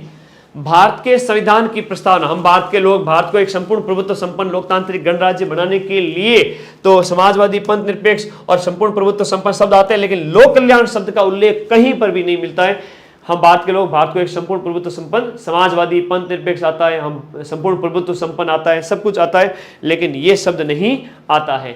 आगे देखिए, कौन सा एक यहां पर मौलिक अधिकार नहीं है। दिए गए ऑप्शन में से मौलिक अधिकार नहीं है, दिए गए में मूल अधिकार कौन सा नहीं है।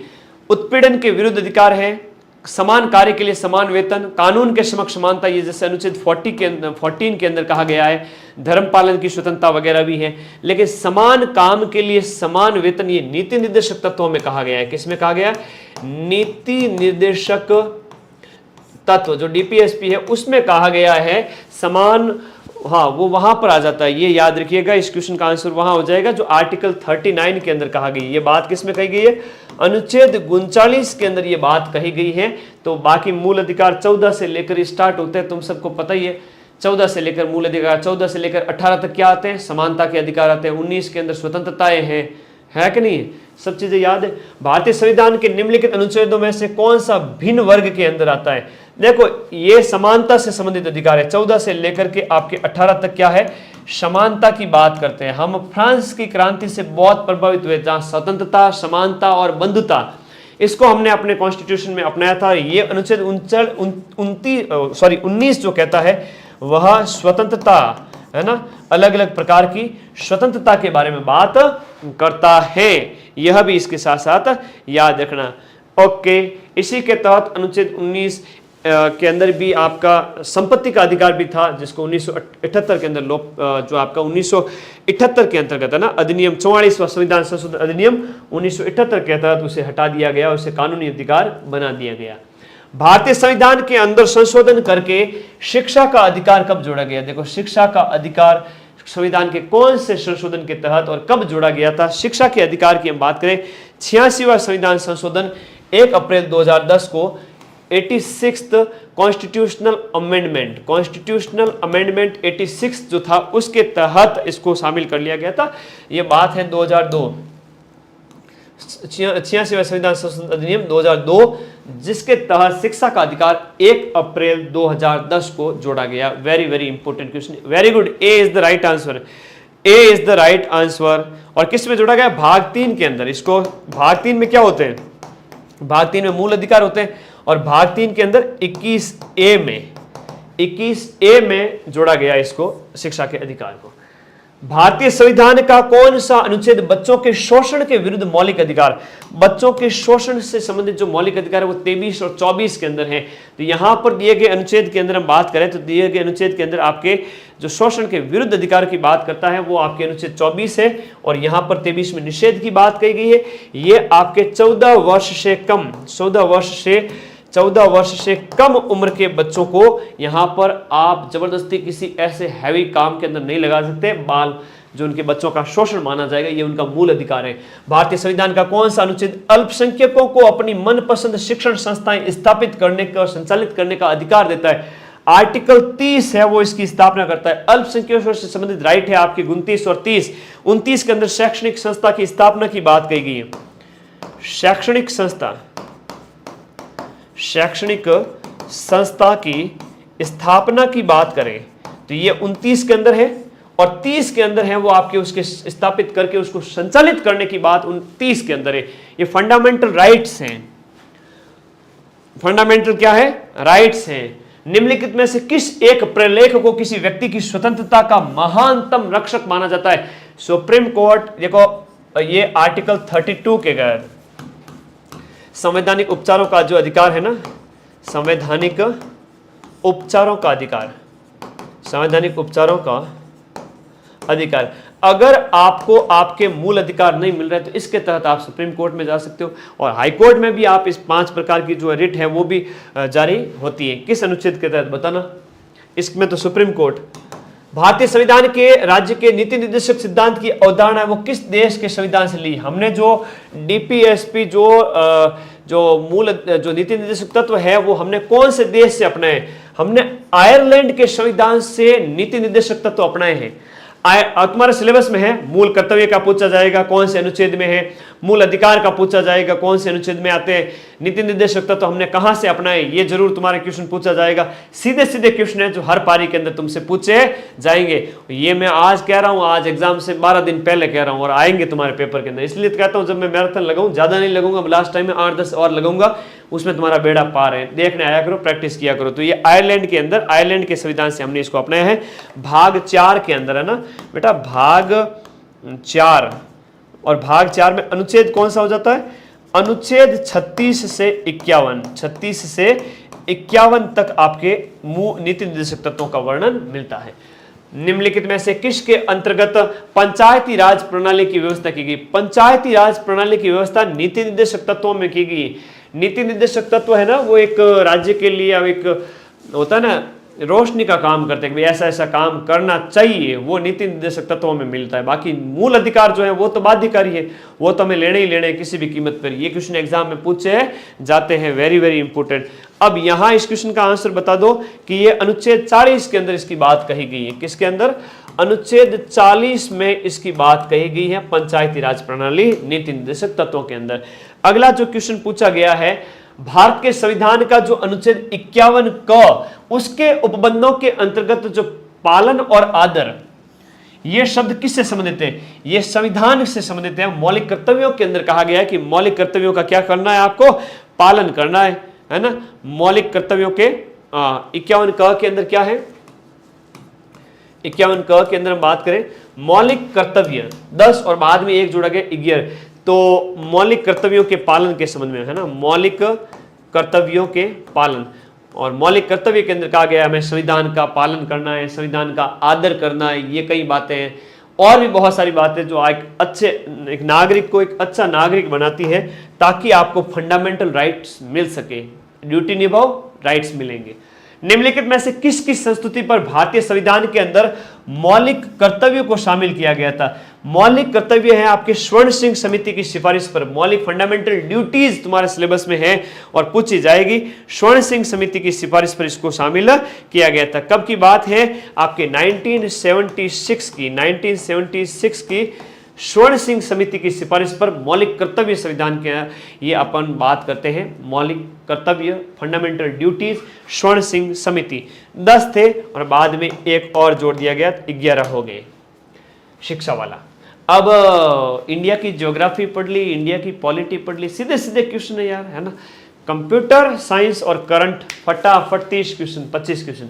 कंप्यूटर के अंदर जो यूजर होता है ना, उस यूजर को क्या कहते हैं? ह्यूमन वेयर कहते हैं। यूजर को ह्यूमन वेयर कहते हैं। मिलान करना, ये इनपुट डिवाइस है ना, वो टच स्क्रीन है, ये बहुत मोस्ट इंपोर्टेंट है ना। बाकी परम सर पढ़ाएंगे, है ना। परम सर अब माइंड मैप के अलावा और कहीं नहीं दिखेंगे आपको, सिर्फ और सिर्फ माइंड मैप की फैकल्टी है। और परम सर हमसे जुड़े अब, है ना। हो सकता है 4 साल पुराने स्क्रीनशॉट दूसरी कोचिंग संस्थान दिखा दे, लेकिन अब सिर्फ माइंड मैप ही आपको परम सर मतलब परम सर को सिर्फ माइंड मैप ही अफोर्ड कर सकता है, हर किसी कोचिंग संस्थान की बस की बात नहीं।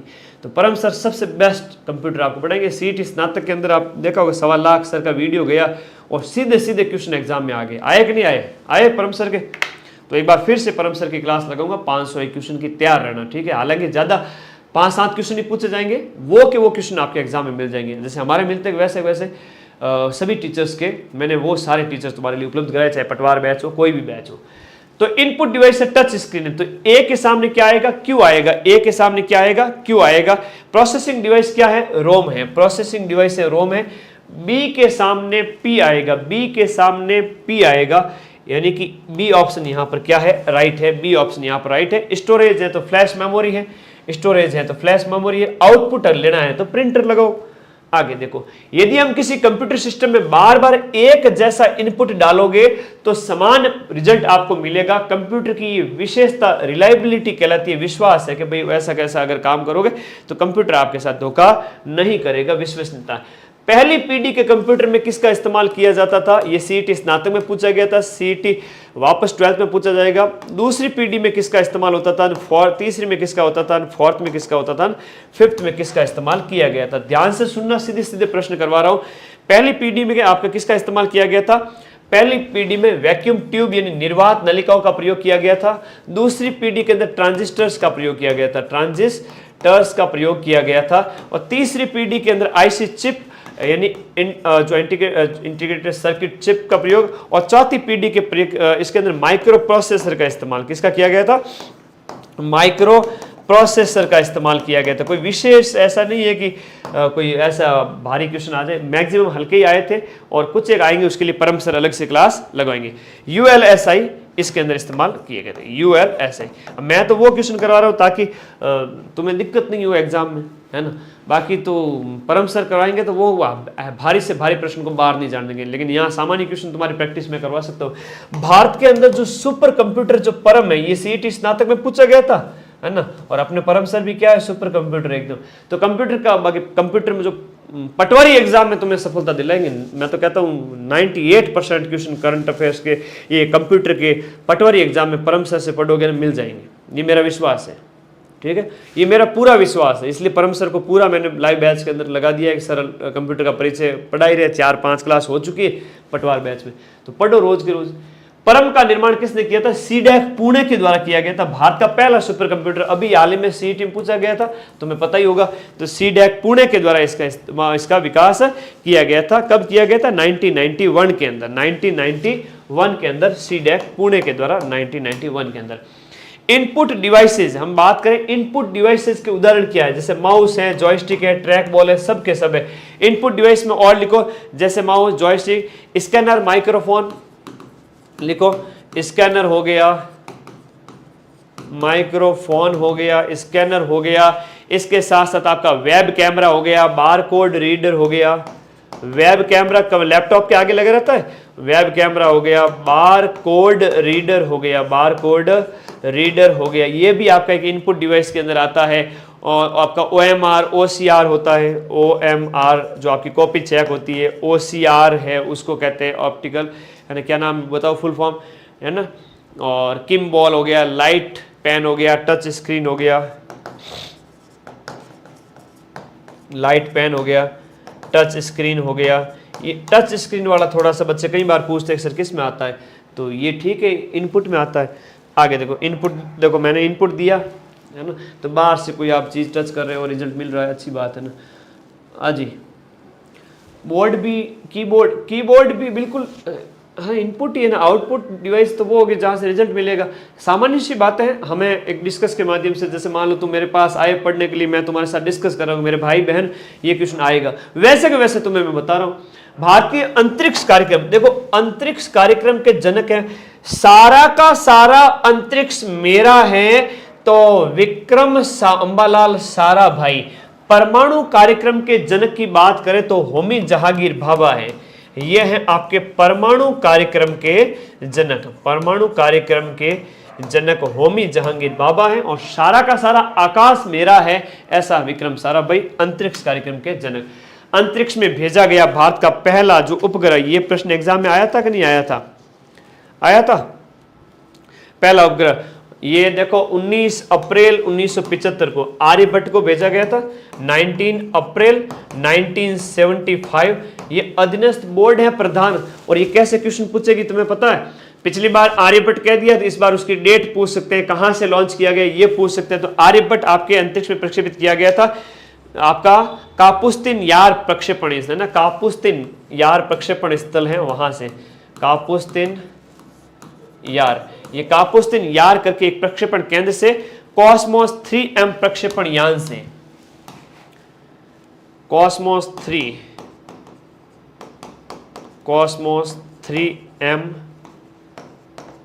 प्रक्षेपण यान से ये छोड़ा गया था। ये तो केंद्र था, इस केंद्र से और इस यान से 19 अप्रैल 1975 को हमने सोवियत संघ की मदद से इसको छोड़ा था। और ये प्रश्न सीईटी स्नातक में तुम्हारे पूछा गया था कि नहीं मेरे? हाँ जी, ओके। अगले क्वेश्चन फटाफट देखो, शेयर कर दो एक बार जितने बजे, बहुत इंपॉर्टेंट सीरीज चल रही है। एक भू स्थिर उपग्रह का काल कितना होता है? 24 घंटे के अंदर भू स्थिर उपग्रह है वो, ये तो पृथ्वी होगी, और पृथ्वी से 36,000 किलोमीटर दूर, 36,000 किलोमीटर दूर ऊपर चक्कर लगाता है, और तब वो पृथ्वी के बराबर घूम पाता है। तो ये 36,000 क्या हो गए? किलोमीटर हो गए, ये दूर होता है। और ये 24 घंटे के अंदर, यानी 24 आवर्स के अंदर एक चक्कर लगा लेता है। ये भू स्थिर उपग्रह, तो ऐसा लगता है पृथ्वी के एक पॉइंट के बराबर वो उपग्रह घूमता रहता है, इंफॉर्मेशन देता रहता है, उसे क्या कहेंगे? भू स्थिर उपग्रह कहेंगे। वैसे एग्जैक्ट है ये 35,800 है, 35,800 क्या कहेंगे इसको? किलोमीटर कहेंगे, मीटर मत कर देना, किलोमीटर है एग्जैक्ट। वैसे 36,000 ही इसको काउंट करते हैं। इतनी ऊंचाई पर अगर आप घुमा दोगे पृथ्वी के बराबर, तो वो बराबर भू स्थिर लगेगा, है ना। भारतीय उपग्रह श्रृंखला के अंदर जो दूर संचार तंत्र के लिए उपयोग में, दूर संचार के लिए आपका रोहिणी है, कि IRS है, कि इनसैट है, कार्टोसैट। तो दूर संचार के लिए जिसका इस्तेमाल किया जाता है वो इनसैट श्रृंखला के उपग्रह है, जिसमें क्या कहते हैं? भारतीय राष्ट्रीय उपग्रह प्रणाली, भारतीय राष्ट्रीय उपग्रह प्रणाली, इसका प्रयोग है वो दूर संचार कम्युनिकेशन टेलीकम्युनिकेशन के फील्ड में किया जाता है। इंडियन नेशनल सैटेलाइट सिस्टम जो है इनसैट, इसका प्रयोग किया जाता है। ये भौतिक और रासायनिक परिवर्तन तो छोटे छोटे सामान्य क्वेश्चन है, साइंस के तो मैं बता रहा हूँ सीधे सीधे क्वेश्चन एग्जाम में आते हैं और आएंगे, 100% आएंगे। जो अस्थायी परिवर्तन हो, भाई सीधी सीधी बात है, जो अस्थायी जिन्हें उत्क्रमणीय कहेंगे, उत्क्रमणीय हो, अस्थायी परिवर्तन हो, वापस जिसे चेंज करके ला सकते हैं, उत्क्रमणीय परिवर्तन हो जिसे वापस रिवर्स किया जा सकता है, भौतिक परिवर्तन का उदाहरण कहलाता है। जैसे हम बात करें तो हवा में चांदी के बर्तन का काला होना वापस सही नहीं, मोमबत्ती का जलना, दूध से दही, पानी का चीनी में घुलना, चीनी को वापस अलग कर सकते हैं, ये सही है। 85 का आंसर क्या हो गया, यहाँ पर डी आंसर सही हो गया, अस्थायी हो गया। बाकी के सभी क्या है, रासायनिक परिवर्तन के उदाहरण हो जाते हैं। जल का वाष्प में बदलना और वाष्प का वापस से उत्क्रमणीय हो जाना, रिवर्स हो जाना, अस्थायी प्रकार का परिवर्तन क्या कहलाता है, भौतिक परिवर्तन कहलाता है। निम्न में से कौन सा रासायनिक परिवर्तन का एक उदाहरण है। रासायनिक परिवर्तन का उदाहरण देखो, प्रिज्म से गुजरने पर श्वेत प्रकाश का 7 रंगों में बट जाना, सब्जियों को पकाने पर उनका मुलायम हो जाना, ये रासायनिक परिवर्तन है। सानी हुई जो मिट्टी का सूखने पर भंगुर हो जाना, वापस मिट्टी में आ सकता है। नमक का पानी में घुलना, वापस चेंज कर सकते हैं, याद रखो। निम्न में से किस में आपका कार्बन नहीं है। देखो कार्बन के अपर रूपों की बात करते हैं, हीरा है, ग्रेफाइट है, फुलरीन है, बचपन से पढ़ते आ रहे हैं यार छोटी कक्षाओं में, तो ये तो है। कोयला भी है, तो दिए गए ऑप्शन में कोई नहीं है। कोयला की मैं यहां पर बात करूं तो कोयला के अंदर क्या राइट आंसर होगा, कोयला के अंदर ये याद रखना, कोयला एक ठोस कार्बनिक पदार्थ है जिसका प्रयोग हम ईंधन के रूप में करते हैं, तो ठोस कार्बनिक पदार्थ है। कोयला क्या है, एक ठोस कार्बनिक पदार्थ होता है। अगला देखिएगा, निम्न में से कौन सा केवल और केवल कार्बन से बना हुआ है। केवल और केवल कार्बन, कार्बन से जैसे ग्राफीन की बात करें, है ना, शीशा की बात करें, शीशा की जो संरचना है बचपन से देखते हो, बिल्कुल शाबाश। ऑक्सीजन की उपस्थिति में लकड़ी का जलना, ये उसका उदाहरण है, शाबाश, है ना। ये रासायनिक परिवर्तन के उदाहरण है बेटा, चेंज नहीं किए जा सकते जिनको वापस, है ना, ये याद रखिएगा। आगे बढ़े, हाँ जी, ओके ओके, अगले क्वेश्चन की ओर चलते हैं, अगले क्वेश्चन की ओर चलते हैं भाई, अगले क्वेश्चन की ओर।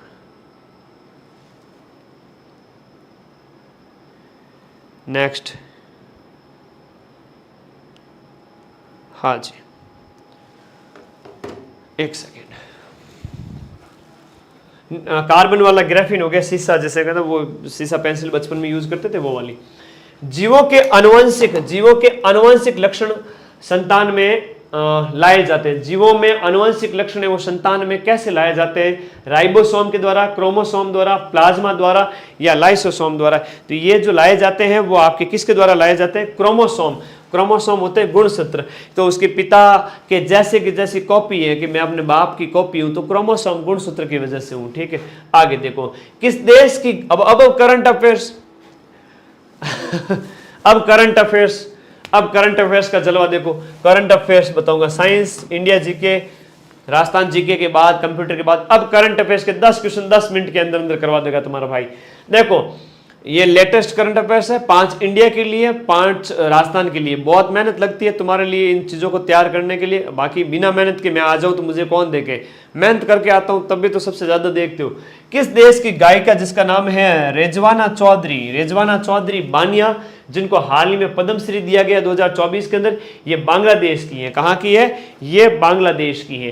किस देश के प्रधानमंत्री नरेंद्र मोदी, किस राज्य के अंदर मोदी ने दुनिया की सबसे लंबी जो बाय लेन सुरंग जिसका नाम है शैला सुरंग, बाई लेन मतलब बाई मतलब डबल, है ना, दोहरी शैला सुरंग हाल ही में सुर्खियों में रही थी।